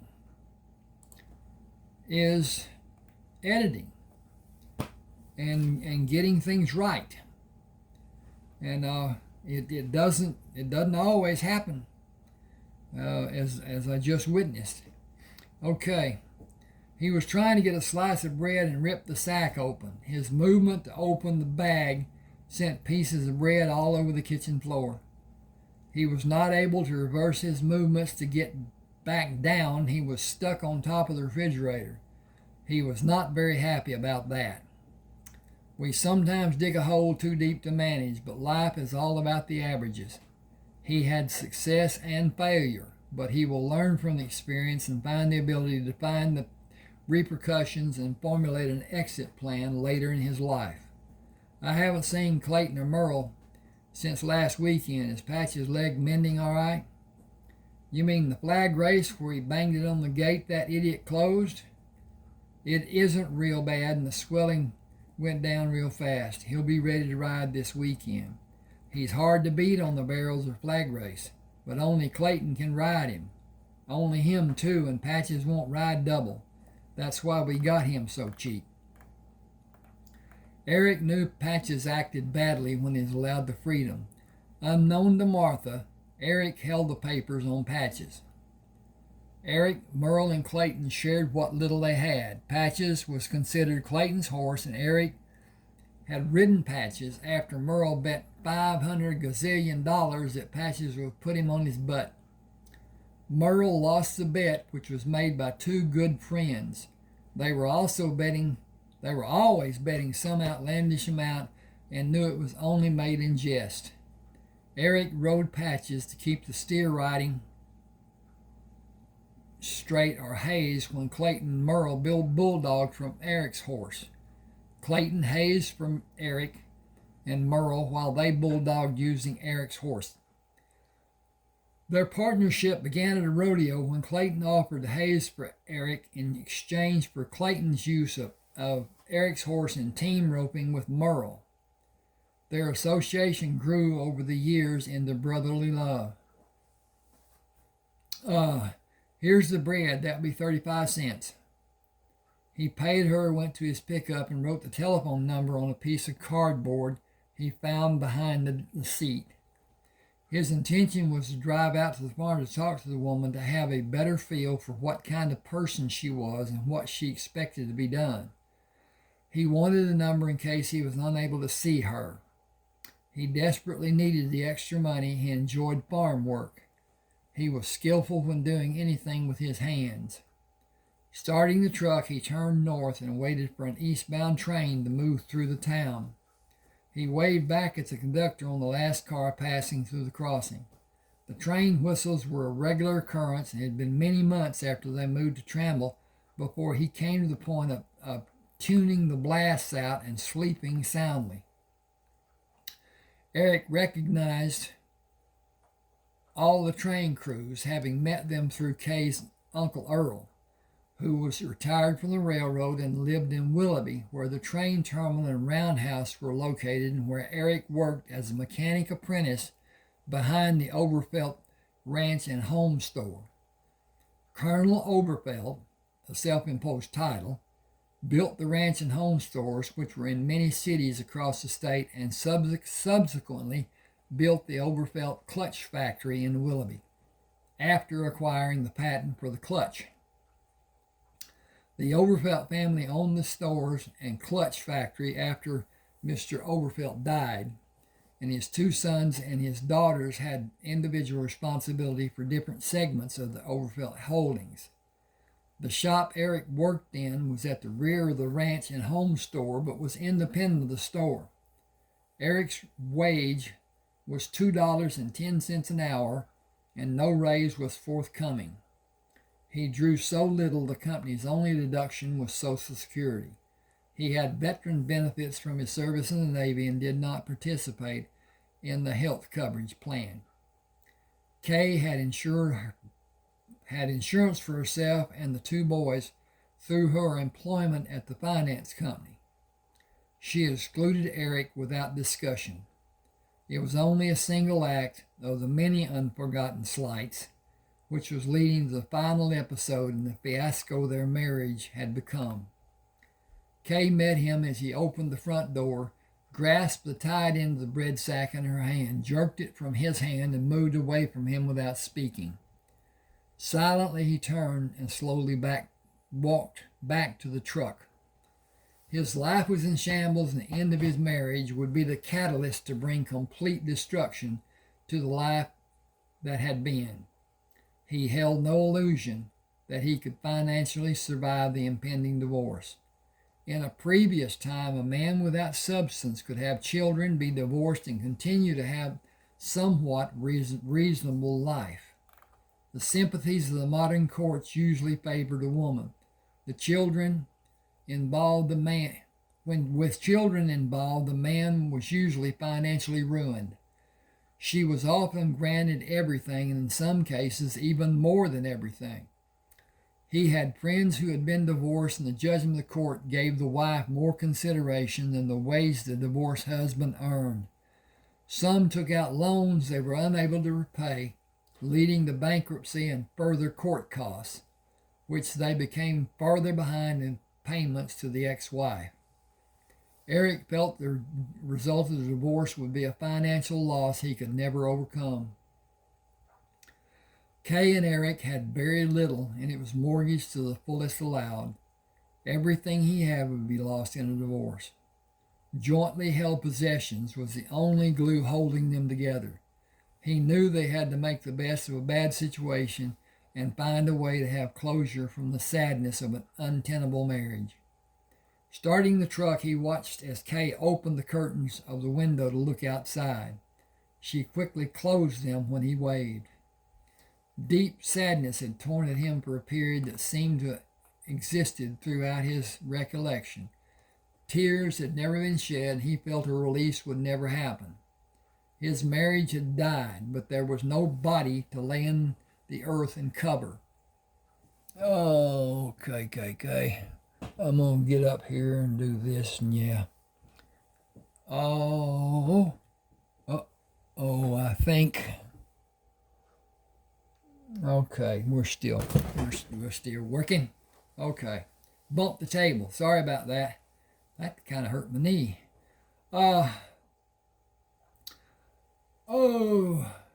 He would become a stranger to the boys. He had lost all purpose in his life. Now his only function was to make money and support those people who would soon leave him and begin a life that excluded him. His situation left him powerless to do anything to have even the smallest hope, and he felt he was doomed to a deep, eternal sadness. A glimmer of hope came with the chance of a part-time job to offset his mountain of financial obligations. He moved the truck down the gravel street, then turned east to the highway and the blacktop road leading out to the farm. After the relative comfort of the asphalt, the dirt road leading up to the house was a jostling ride as the headlights moved from a straight line of sight at ground level to above the horizon and almost extinguished when the rear of the truck bounced and the front nosed down, then reversed the process. The washboard effect of bumps and valleys was harsh at any speed. He drove as slowly as the truck would allow, which was at least 5 miles an hour too fast. He struck his head several times on the overhead of the truck and pulled himself back to the seat as the pitch and yaw jostled him from side to side, up and down inside the cab. The engine lugged to a stop when he slowed to cross the cattle guard and enter the yard. Starting the engine, he parked on the road at the side of the wood-framed house. She stood on the porch in the dim light of evening when he walked around the corner of the house. "Nice night for a ride. I am sorry the lane is so bumpy. The milk trucks are making it worse every day. They make a terrible racket coming and going. There is a blade that can be pulled to smooth it out, but I have no expertise with machinery. Hi, I'm Cheryl."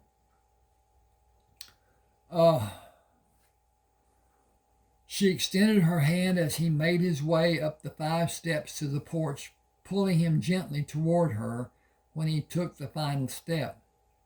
"I hope you are bringing good news, as all else has been one bad load after another since I got here." She swung them around to bring him into the light when they began moving toward the open door. As she moved, light from the front room fell across the face of one of the most beautiful women Eric had ever seen. Blonde hair was exquisitely drawn into a bun that covered the back of her head. Eyes as blue as a pale afternoon sky, with only a shadow of cosmetics highlighting their companion lashes. He thought her nose was the most distinguished feature of her face. It turned up slightly, and her nostrils gently flared, then rounded perfectly. Her jaw was oddly square, but the oddity only enhanced her beauty. Full-lipped smile showing perfect teeth. "Did I say something wrong? You look so shocked." "Sorry. I expected a different kind of person than you to be here." "Different in what way?" "Oh," he stammered, "well, more dressed up, more citified." Citified seems to be an expression people around here use very often. People are not often seen around here that citified would describe. I imagine Martha at the store would have been the first you heard it from. He realized he was still holding her hand and was not inclined to relinquish the comfort of its strength and softness. She did not withdraw. "You came to offer your help, and I accept. I want to keep the farm at least a year. Would you like to come inside with me? I have prepared tea. We can get glasses and sit out here in the swing. I am truly sorry, but I have nothing to add to the tea to make it more enjoyable. Excuse me a second."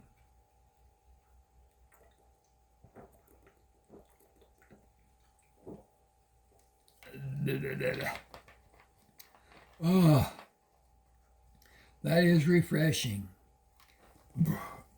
I've got to flip up and change the page. He did not move, but continued to revel in her beauty, prolonging the moment with further conversation. "My name is Eric Traber. I did come to talk to you about part-time work after my day job and on the weekends. Considering everything involved, you should be aware of the magnitude of the labor that is needed and the necessary time involved. You are about to have a whole passel of pigs in a short time interval. 27 sows could bring as many as 300 or as little as 200 pigs. Either count is a lot of pigs for one person to attempt to manage, if he is alone. The babies need to be protected or the sow will flop on them when she lays down, and her weight will crush them. Whole litters have been lost without crates being used." He paused, wondering if it was more than she might digest. "Then you must break off the prominent teeth of each piglet, or the sow's teats will will be severely damaged, and the little shits will use them against the other littermates if they are not removed. Removing the teeth can only be done in a fashion that requires expertise of knowing where the break is done to not hurt the pig. He looked at her to be certain she was not squeamish about doing what was needed. The tails need to be cut off so the other piglets can't chew on them and maybe cause infection. The nabals must be dipped in a solution to prevent infection. He paused and continued when the expression did not change. Then the calves are about to start dropping. It is an involved process if it does not go well. All the fields have been plowed and only need to be disked and harrowed before planting. If we are planting soybeans, I would assume we will drill rather than plant. There is a flock of painting that needs to be done, and I only have so much time to give. Fences are a constant battle to keep mended. Counting the beef and dairy cows, there are over 150 head of mature cows on this place and 2 other pieces of ground located across the road.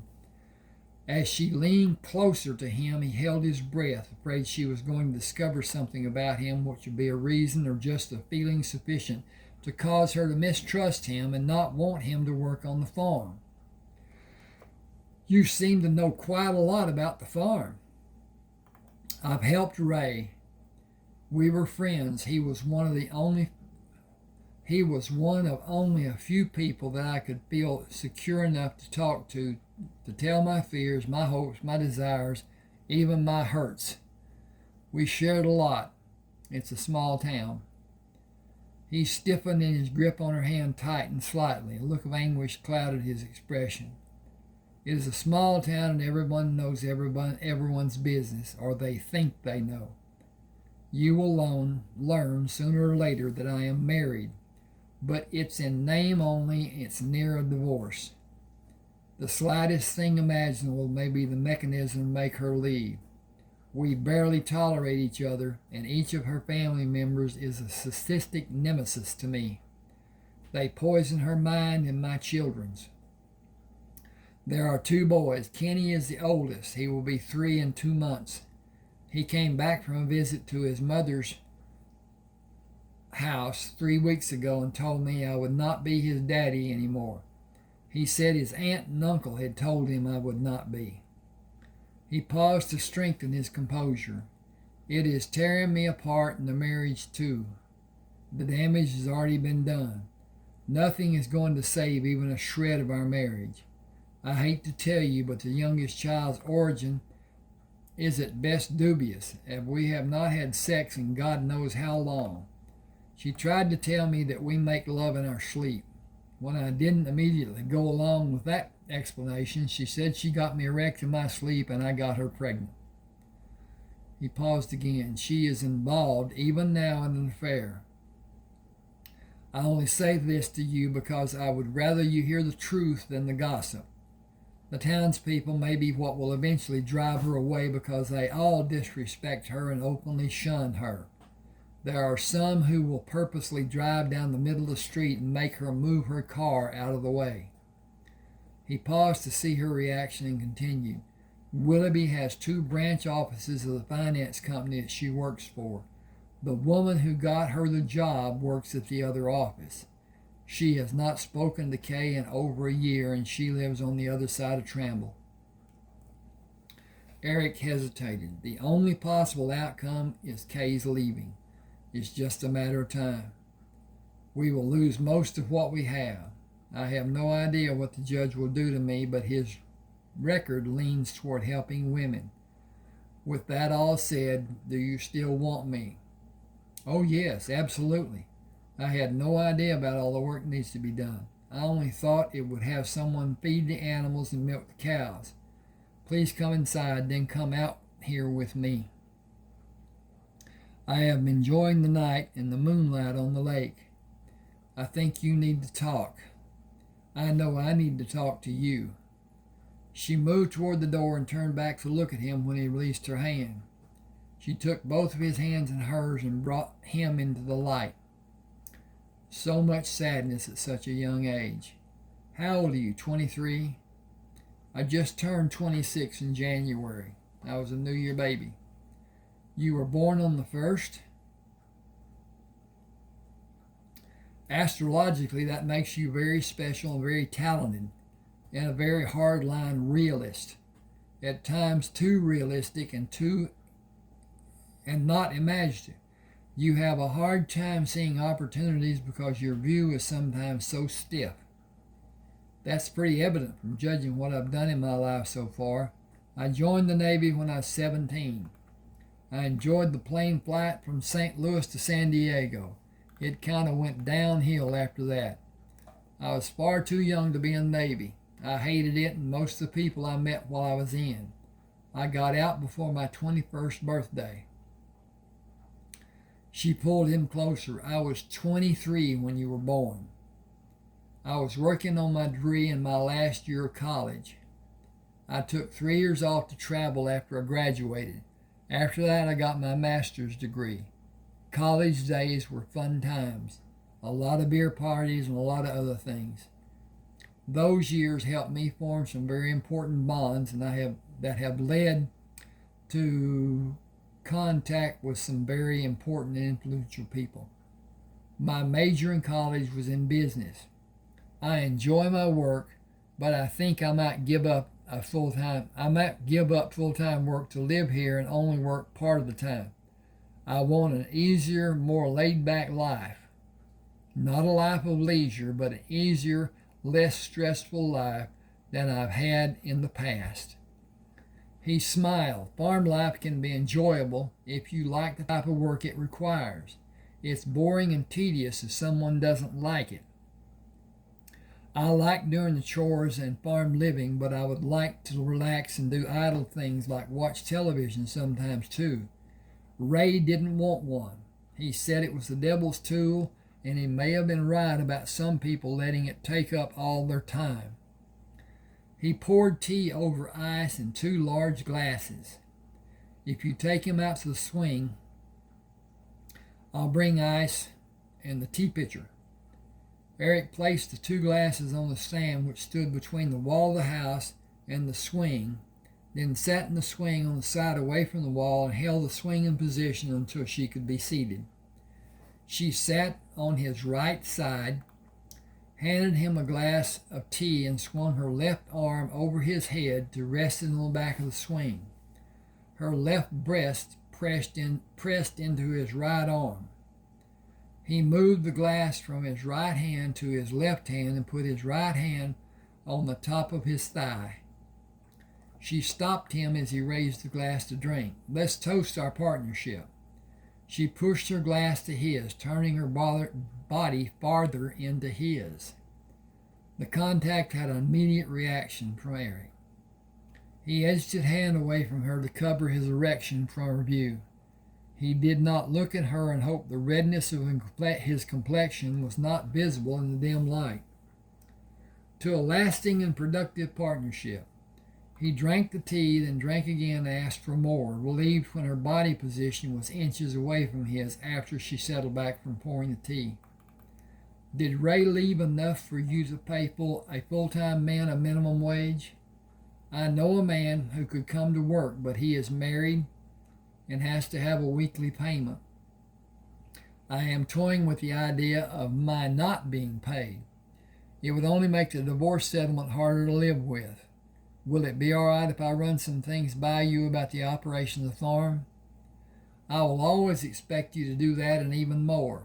I know nothing about farming, and I am turning the operation of it over to your capable hands. Set your schedule as you may need and make this a profitable operation. I will bow to your good judgment. As to your pay and mine, since we are working as a partnership, our pay will not happen until the crops are finished and the different animals are sold. Isn't that how farming works? It is. Sorry about that.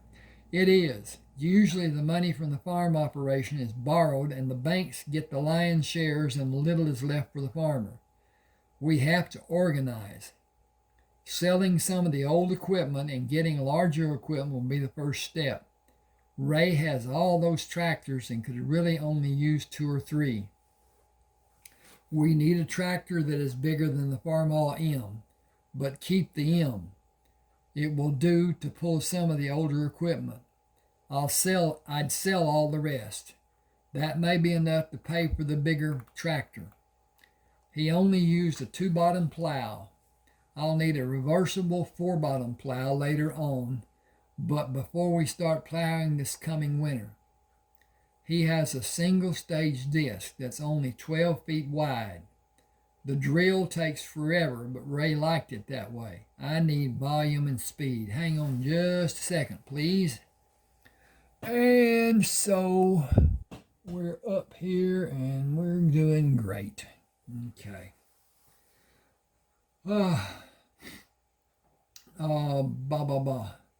She searched his face in the dim moonlight. I don't have the slightest idea what you're talking about, but I know Uncle Ray liked to putter around the farm, and he didn't give a wink about what he called newfangled things. I know the earth here is excellent for growing, and I would like to be both productive and pleasant. I know that trying to do something with the wrong equipment can be a living hell. I don't have a large amount of money, but I do have some, and I have the ability to get whatever may be needed. I cannot use the farm as collateral. It is not mine, and only have it until the rightful owner is named. I will be allowed the necessary time to finish a physical farm year after the owner's name. Uncle Ray did not leave any money to any of his relatives. Most of his people were in debt to him. I am as guilty as the others, and I will use all of my money that I can. That's a risky thing to do because there are so many things that can go wrong. What things specifically? The weather is a farmer's friend and his enemy. A good year means enough rain. Too little rain may only hurt a little and have a smaller crop than usual, or even less rain than is actually needed will mean watching the crops die in the fields. Too much rain and rain in the wrong time can be catastrophic. Cloud cover happening day after day for an extended period, and the plants will not grow from lack of sunlight. Hail, high wind, flooding from up north, insects. All that and more can hurt or ruin a crop. A good year means you better put back whatever you can against what is probably coming. That's why most farms are diversified and don't depend on just a crop to generate revenue. Crops, cows, hogs, sheep, chickens. She quickly moved away from Eric, turning her body to face him, and brought her leg to a curl position in the seat of the swing, pressed against his leg with her foot hooked against his knee. Pardon my interrupting. I would like to have chickens. I want to go out and pick the eggs. He drank and rested the glass on the arm of the swing. You can always interrupt as you put it. I would call it interjecting, say it was a normal course of our conversation. We can allow each other the freedom to do that, can't we? She gripped his arm. I would hope so, but many people think it rude to be interrupted when they are speaking, as if they might lose their train of thought. I have never thought a point had to be so hashed out that it was brutalized. I would rather my conversational friend be open and free and thought-provoking. He drank and placed the glass back on the porch railing. I've always wanted friendly conversation to be more roundhouse discussion than lecture. I've only had a few friends who are free thinkers like you talk with. I've always guarded my conversation to be what they wanted rather than what I wanted. I have a friend named Jessie Ellison. She and I talk that way, and we don't feel threatened. Is she your girlfriend? Not romantically speaking. She's just a good friend. She's a sounding board for me and me for her. We've been friends since grade school. He took a deep breath. I'm nearing the end of my marriage. It's been a miserable process so far. I think the only reason she is still here is to try to salvage whatever possessions she can. There isn't very much to keep, but I think it is hard for her to let go. I stopped hoping for anything short of just getting out a long time ago. Have you ever been through anything like I'm doing? Heavens, no. That will never happen to me. I have been in relationships, but it's always been where I could tell him it was time for him to leave. I live on my own terms. I know what you are headed for, and I want no part of that scene. She pushed Eric's arm and laughed. My way or the highway. It has always been that way until now. My way isn't true here. It's Uncle Ray's way. He stipulated in his will that I can never sell this farm. I can't rent it to someone. I am required to either manage the work on it or turn it over to someone who will, and I must maintain a residence here. Only one person can sell it, and that is 12 years from now. I don't have a clue who that person is. I first thought it was a woman, and he held the flame for. He hated the tangles of a relationship, so I ruled that possibility out. It must be some needy person, and Uncle Ray believed that person would have something different in their lives in a few years. Excuse me a second. Okay. Yep, doing well. She looked out into the dark night. Anyway, I will have some money if I allow it to produce. I can't do that by myself. Some people have been feeding the livestock and milking the cows, but that is about to end. The boy is going to school, and his family has been helping to have money for his tuition. They will finish today. I started to say tomorrow, but it's after midnight. I haven't talked to anyone like this in a long time. He put the empty glass on the porch railing. It has been nice.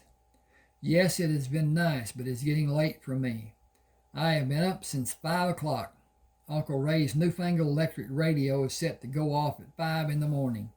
I did everything I could except hit it with a hammer to get it to shut off. I stopped it. I got to change the setup here. Where is it? Oh, okay. I stopped it by pulling the plug from the wall socket. Could you look at it for me? He took the glass from railing and held it out to her. If you could give me just a few minutes. I have a cramp and I need to exercise to relieve it. He stood and turned away from her, leaning his weight against the banister with his hands extended. She placed her hand on his lower back, rubbing small circles with her hand. Okay, I'll get ready for bed. You know the house, don't you? Sure, I'll get this cramp out and then reset the clock. What time do you want to be awake? 7 should be okay. I'm usually awake before 7. If I get finished setting the clock before you get dressed for bed, I'll say good night now and see you tomorrow morning. I look forward to seeing you. Good night. She took the pitcher, glasses, and ice container inside. He watched as she moved through the kitchen into the bedroom, leaving the bedroom illuminated by a small light filtering down the hallway. He stayed on the porch longer than he had anticipated and softly swore when he heard Cheryl get into bed. The creaking of the old bed springs brought intensity to his bulging problem. With resolve to get the task at hand alleviated, he entered the house, moving quickly through the bright light and into the shadows of the hallway and the relatively darkness of the bedroom. I'll set the radio clock and get out of here and out of the way. Oh, you will never be in the way anywhere on this place. I suppose you aren't aware that Uncle Ray considered leaving this all to you. Why would you joke like that? It isn't a joke. I'm totally serious. Consider some relevant facts. Who came running every time Uncle Ray needed something? Who fixed every problem he had with everything mechanical? Who found him with his hand under the tractor tire when it rolled back on him and stopped? He was drunk as a rabid skunk, and I was too. Nobody aside from me knows it, but you probably saved his life. After you got the tractor moved, he went to the day clinic and got pills which stopped his heart from racing. If you had not found him, he thought he would have died. More than everything we can talk about that you have done for him, the friend you have been to him, is the love he had for you. I only knew we were friends. Please sit here on the bed. I can't see your face. He grimaced as the iron springs protested his weight.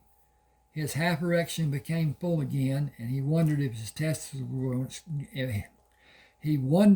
testicles were going to explode. He had not been sexually active in such a long time, and their ache was intense. Memories of high school when he and Kay would get each other excited until he had difficulty walking prompted him to ask, would it be all right if I just lie back a little while and see if this cramp will go away? I'll lay with my head to your feet and leave my feet on the floor. It is really beginning to hurt. Naturally you can. Can I do anything for you? Honestly? It can never be any other way between us. I know, but honestly, it's hard to rule the day in my life, and to have you be so close to me and be beautiful, exciting, and sensual woman that you are has been pure agony for me all evening. I've had the greatest erection of my life, and I can't get it to go down. You pushed your breast into my arm when we were sitting on the swing and popped up like a periscope on a nuclear submarine. It's been looking for a target all evening. I am an old woman. What does that have to do with an erection? Do you think I'm perverted because you do you do such wonderful things to me? I am old enough to be your mother. A young man like you shouldn't even look at a woman as old as I am, and he certainly shouldn't have erotic thoughts. You should be repulsed. You should be ill at the slightest thought of me. He sat up on the side of the bed, reached over the blanket which covered her, and pulled her into the light coming to the doorway. Are you repulsed by me? Oh, of course not. Oops, that should have a... Okay, hang with me just a second. I got to put quote marks. Weren't there. Of course not. You're a young Adonis. Any young woman will want to be with you, but not just any older woman. That is not saying any woman will not want to be with you, but there are certain priorities. Society does not treat May to December unions kindly. Does society rule your life? Heavens to Betsy, no. Mine neither. I march to whatever drummer I like. I have been close to death so many times in my life. I am going to live my life in whatever manner I'm able to choose. It may be dictated to me when this or that is out of the realm of possibility, but you aren't if you allow it. I'm going to change this and put that back there. It may be dictated to me when this or that, okay, whatever. Then what would you do? Oh, wait a minute. If I wasn't married, I would lean over and kiss you right now. Then what would you do? Are you teasing me or simply making light of me? Neither one. I am merely wondering what you do or do not know. Know about what? Sex and sexual responses. I didn't know there was going to be a test. There is always a test, whether you know it or not. Someone is always judging you on any number of levels. For instance, and only to show the point I'm making about judgments. When you started up the lane, most people would have driven faster to go over the bumps in a shorter period than you did. You were then judged to be many things: patient, caring, intelligent or wise, experienced, diligent, perseverance. Should I continue? You made your point, but where does that include sexual knowledge? It does and it doesn't, but I was making the point of your being tested. The question of sexual knowledge or lack of knowledge is what would you do next that would be well received by your prey. She paused for effect. Yes, pray, because I have not exhibited any desire for you. Your kiss could be well received or send up a flag of warning. Then I could only wait to see what response I got from you. She put her hand on his arm. Would you jerk away from me if I sent a negative message, or will you jump at me like a waiting predator if I sent a message of acceptance? Or would you endeavor in either case to bring my response to a more favorable point by merely containing the kiss and make it many kisses, which are continuous and allow us to each build a base of desire? How much role would your tongue play? My tongue? You might have employed it. You may be right about my knowledge. I have no idea how my tongue could have been a part of our kissing. Haven't you ever kissed someone with your tongue? No, that's disgusting. On the other hand, it could be very pleasurable and very erotic. She paused. Enough of this. You're not going to do anything, so turn the light on and adjust the clock. Tell me about the man you're going to hire to work on the farm. He sat on the edge of the bed with his back to her, turned the switch of the lamp on the bedside table, and adjusted the clock. His name is Hector. It is a well-suited name for him. He is a Mexican national, here with a green card. The green band cannot come and get him and haul him away. He and a whole passel of Mexicans are living in the Walters' old house north of town. He hasn't been able to get work, and he's good with animals. I think he is a tireless worker, but we will have to see how much of my faith is warranted. It may be too much for him, and we may have to get another to help him. I'll bring him out in the morning. You can see if you want him to stay. I will merely tell him that I have a day of work for him, and we can go from there. I have worked him that way before. Do you trust him? I trust him to do the work he may be asked to do. I trust him to act as if he wants to keep the job and not do anything to jeopardize it. I trust him to keep his word to me. Would I trust him with a large amount of cash? Not if my life depended on it, because he will send every penny he possibly can to his family in Mexico.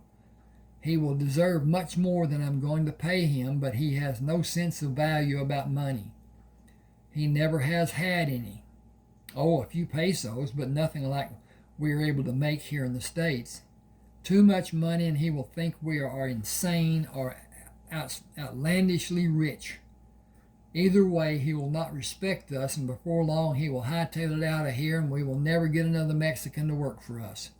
If he asks for money, tell him you only use credit cards and have no cash. Don't leave even a penny out where he can see it. Help him stay honest by removing any temptation. He put the radio back on the nightstand, turned the light off, and moved in the direction of the door. Again, good night. I'll be out early in the morning with Hector and maybe some others to help. Can you fix breakfast for 3 or 4 hard-working men? I'd happily make you breakfast and for all the other help you may bring. Good night, and remember to keep your temper in check, because your sign can become extremely violent when provoked. A woman who called herself a psychic once told me my sign was prone to hurting people physically. That is total rubbish. I control me, and no outside force can make me do what I have never done. See ya. Sleep well.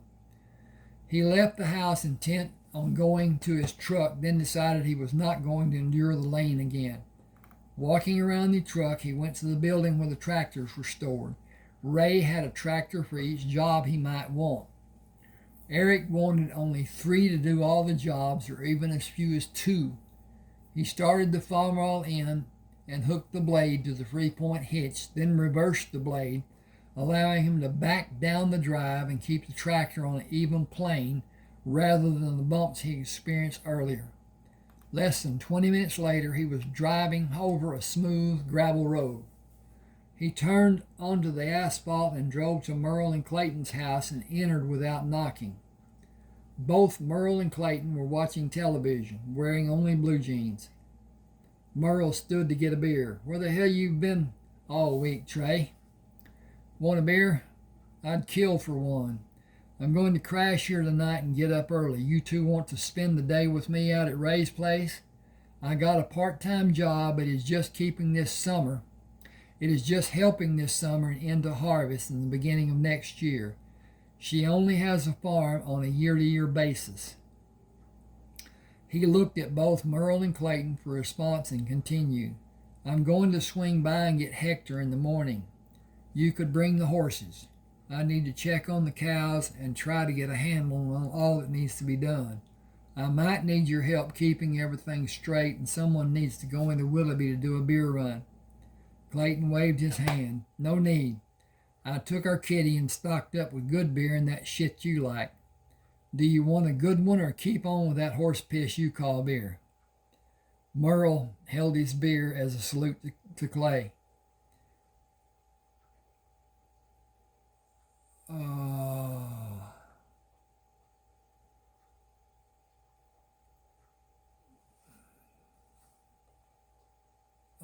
That's not. I got to redo this. Hang on a second.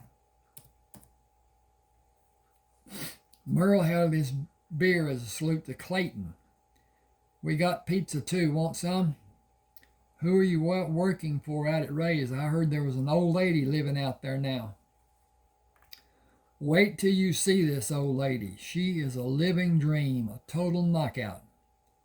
Clayton leaned over in Eric's direction. You don't usually say much about women other than Kay. Is she really that good looking? Looks don't mean that much to you. What's going on? Man, oh man. I about dropped my teeth. Hang on a second. I think I got a comma coming up right there. Okay. She's almost as pretty as Jessie, but Jessie is more classical in her looks. Cheryl is less refined, but she did something special for me. I stood there like a schoolboy and plain acted stupid. We talked for a long time after I did my stupid act. I really enjoyed her. Man, is she smart. She has a master's degree in business. He sat in the overstuffed recliner. She said she would cook breakfast for us. Have we got some stuff to take out there? I don't know how much she may have. I'd hate to get out there and not have enough.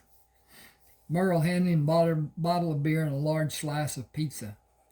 Thanks. Want to come out with me? Merle twisted the cap off the beer as he sat down. You going to pay us, or is this another of your neighbor helping neighbor things? We'll have to wait and see. Anyway, what are you going to do besides sit here and get bored? Clayton slapped Merle on his protruding stomach. Bored and fat. Merle hit him on the upper part of his arm. Look who's talking. Gained 12 pounds in the last 2 months. 2 months. Growing men gain weight, and girls tell me a lot of it is going where it does them the most good. Yeah, sure. That's why they call you Chief Littlepecker. You two knock it off before you get in another fight. As late as it is, I need to eat this and go to bed. After last night and working all day today, I'm pooped. Kay and I had another fight last night, and she did the old thing of leaving the bed to sleep on the couch and then coming back to tell me I could sleep on the couch, then leave again and come back. That went on for about 3 hours. My ass has been dragging all day. I can't go through that again, so I'm going to stay away from her a little while. She'll be just as happy if she doesn't have to put up with me. It may not help, but it can't hurt. He drank from the bottle. Then I had the good fortune to see Martha at the store. I had to go there to get a loaf of bread. Now everybody in this part of the world will know I went out to see Cheryl. Merle saluted him with a beer bottle. Welcome to the real world. Why should me and Clayton be the only ones to enjoy that fact of life? We washed clothes this afternoon. Yours got washed too. You need to clear the clothes off the bed to get ready to sleep, or just fall in on all of it. If you take my advice, you'll drink enough to really sleep either way. I'd only have a roaring headache in the morning. Can't afford that. I really need this job. I only paid the lawyer half his fee, and he isn't going to do a thing for me until he gets his money. Excuse me. Got a tickle. Clayton stood and stepped over the coffee table on the way to the refrigerator. We'll give you the money you need to pay him. I know you will, but this isn't like it was our doing something together, and I want it to be my own thing. I appreciate both of you offering, and I may need your help before it's done. Merle looked at Eric. We're almost kin. Let us help. You can help tomorrow. Now I'm going to bed. No need to worry about the television being too loud. This pizza and beer will put me right to sleep. Good night. See you in the morning about 6. You want us to wake you up? You aren't up by 6. We'll be finished feeding by then. I'll set the alarm, but do get me up by 6 if you can. Hang just a second. Okay. Eric awakened to strange noises coming from the pasture where Merle, Clayton, and Eric had their horses at the rear and north side of the house. Patches, Clayton's horse, and Eric's horse Spots were playing in the bright moonlight. It was not unusual for Patches and Spots to frolic in the way horses do. Willie sometimes joined in the tussles, but the action was often too fast or too lively for his taste, and he usually stayed away from the mock battles. What was unusual about the play this morning was the low nickering and huffing which horses used to welcome each other. It was primarily Patches, with Spots and Willie joining him in a small scale. Patches was ecstatic, which is a most unusual occurrence for him, and more amazing, he was making noise to a dog as they ran. The dog was a shepherd mixed breed. Eric mumbled, "Big dog." He bent close to the window to see better. He must weigh around 120 or more. He watched as they moved from the nearest end of the pasture until they were out of sight. Turning the light on, he picked up the clock. 5:30 was earlier than he planned to start the day, but sleep would elude him as he contemplated what was to be done on the farm. He met Merle and Clayton as they were coming down the hall. "Early to start the morning, isn't it? I'll make coffee while you feed. Have you got anything to go in it?" Merle turned to go back down the hall to the bathroom. "I'll check the reservoir on the commode. If Mama found it, then we don't have anything." Clayton stopped and turned to face Eric. "This woman," I need to do some stuff here. Give me just a second. Dink. Okay. "This woman seems to have had quite an impact on you. She's old, isn't she?" "She was in her last year of college when I was born, but nobody has ever moved me like she did last night. I had a solid boner for more than 2 hours. Well, it went down a little until I saw her again in the bed." "She was in the bed and you didn't get any?" "I just met her last night. Let me tell you something that Merle and I have never told you before about women. We get laid more by being with you than any other time. We go to the VFW or Eagles or Moose, and you warm them up, and me and Merle cool them off." He put his hand on Trey's shoulder.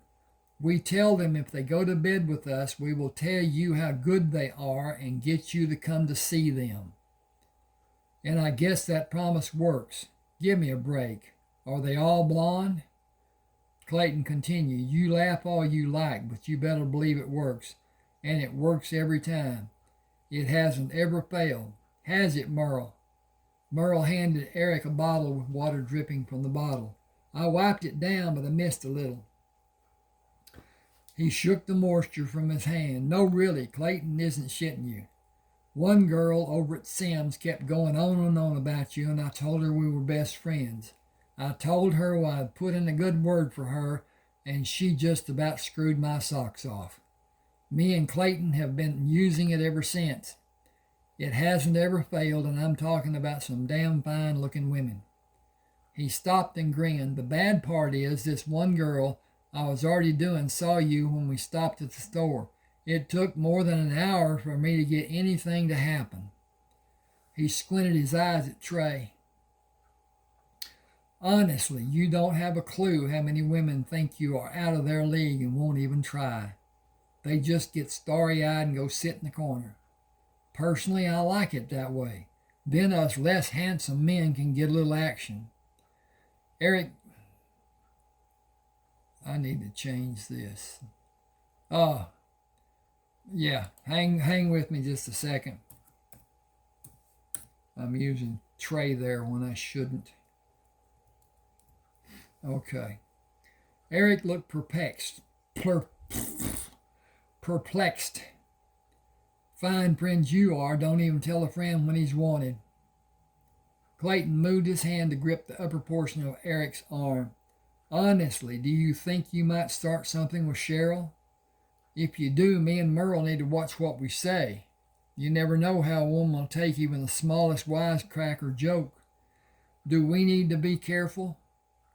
Eric shrugged. Let's just say for now that I would not be able to tell you no.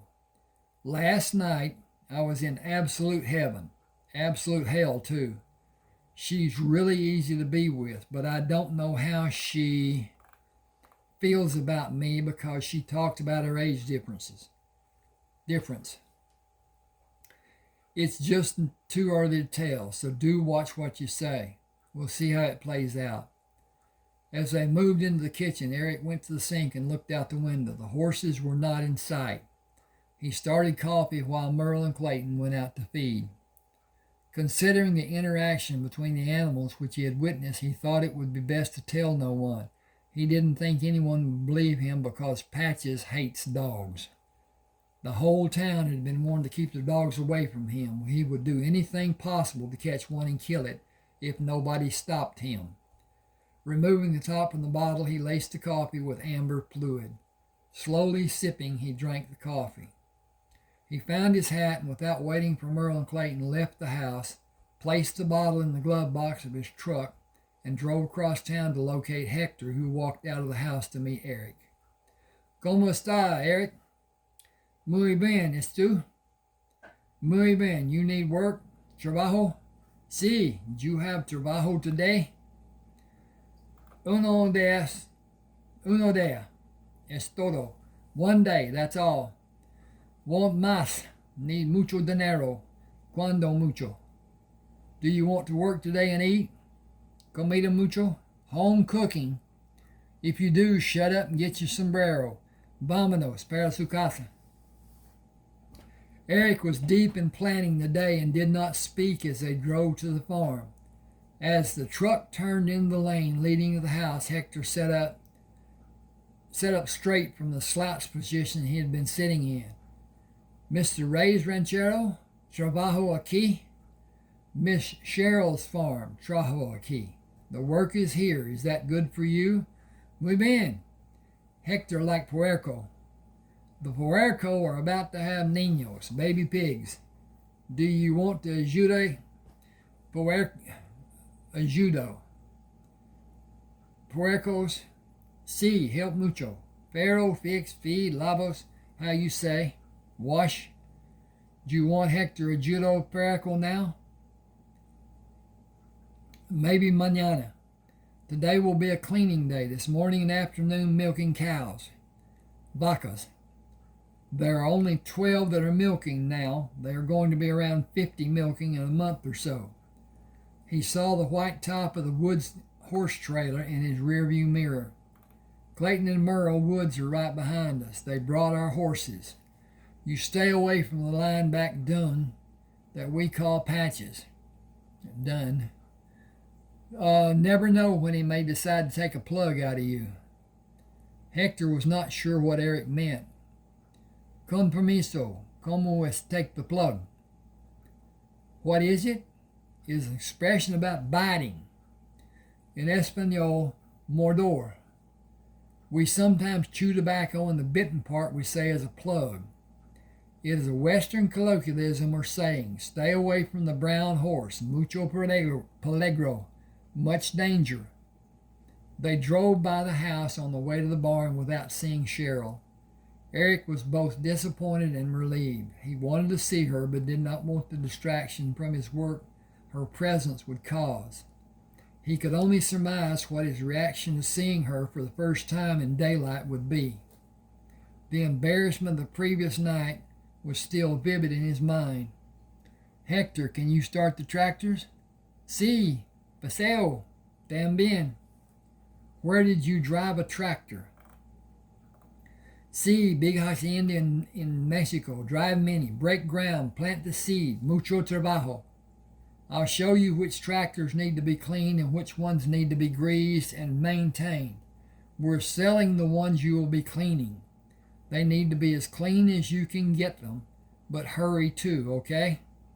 Oh, sí, Hector makes shine. Muy pronto. Make milk, you see.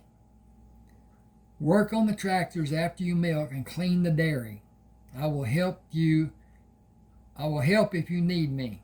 No, senor, I milk. I fix too. Clayton backed the trailer into the pens where they could back the horses out of the trailer without worry of someone new being hurt or upsetting the horses. Spots was laid back where Patches was high-strung. Willie was alert to anything he might be alarmed about. He seemed at certain times to make his own problems. He was not the type of horse a beginner would be able to ride. Patches bowed to authority and the steady hand. He was roguish otherwise and was prone to do anything which was unexpected. Spots relished the unsuspecting rider who sat in his saddle as if in a chair. He would buck the rider off and stand near the unseated rider to be remounted and possibly do it again. The three horses each required a firm hand from the knowledgeable rider. Hang on just a second. Okay. I'm gonna... Okay.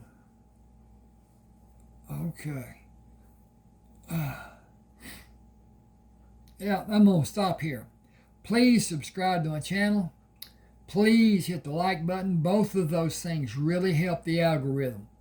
And the thing about the YouTube is the algorithm and the changes that YouTube makes and the points that it does, because it's IT and it does things that whatever.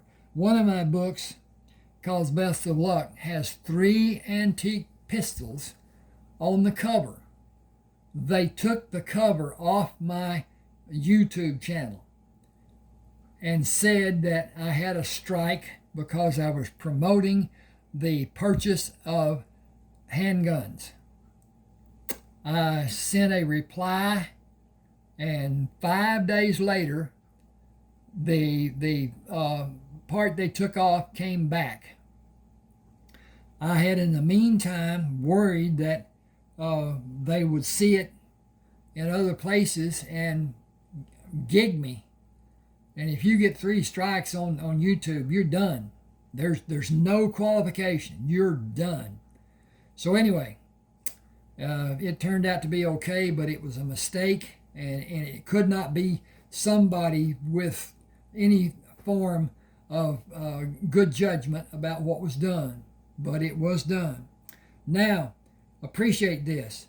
If you want to buy books of mine, I have 30 that are published, one that is not, and it's published, in fact, because it's on YouTube. But at any rate, send me an email. Tell me which one you want. I will send you a email with an attachment of that ebook.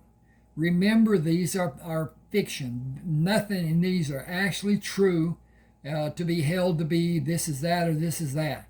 It's what it is. It's fiction. And you can say it's poetic license. You can say whatever it is, blah, blah, blah. Understand that it's not real. It is fiction. It's entertaining. I enjoy writing it. I enjoy reading it.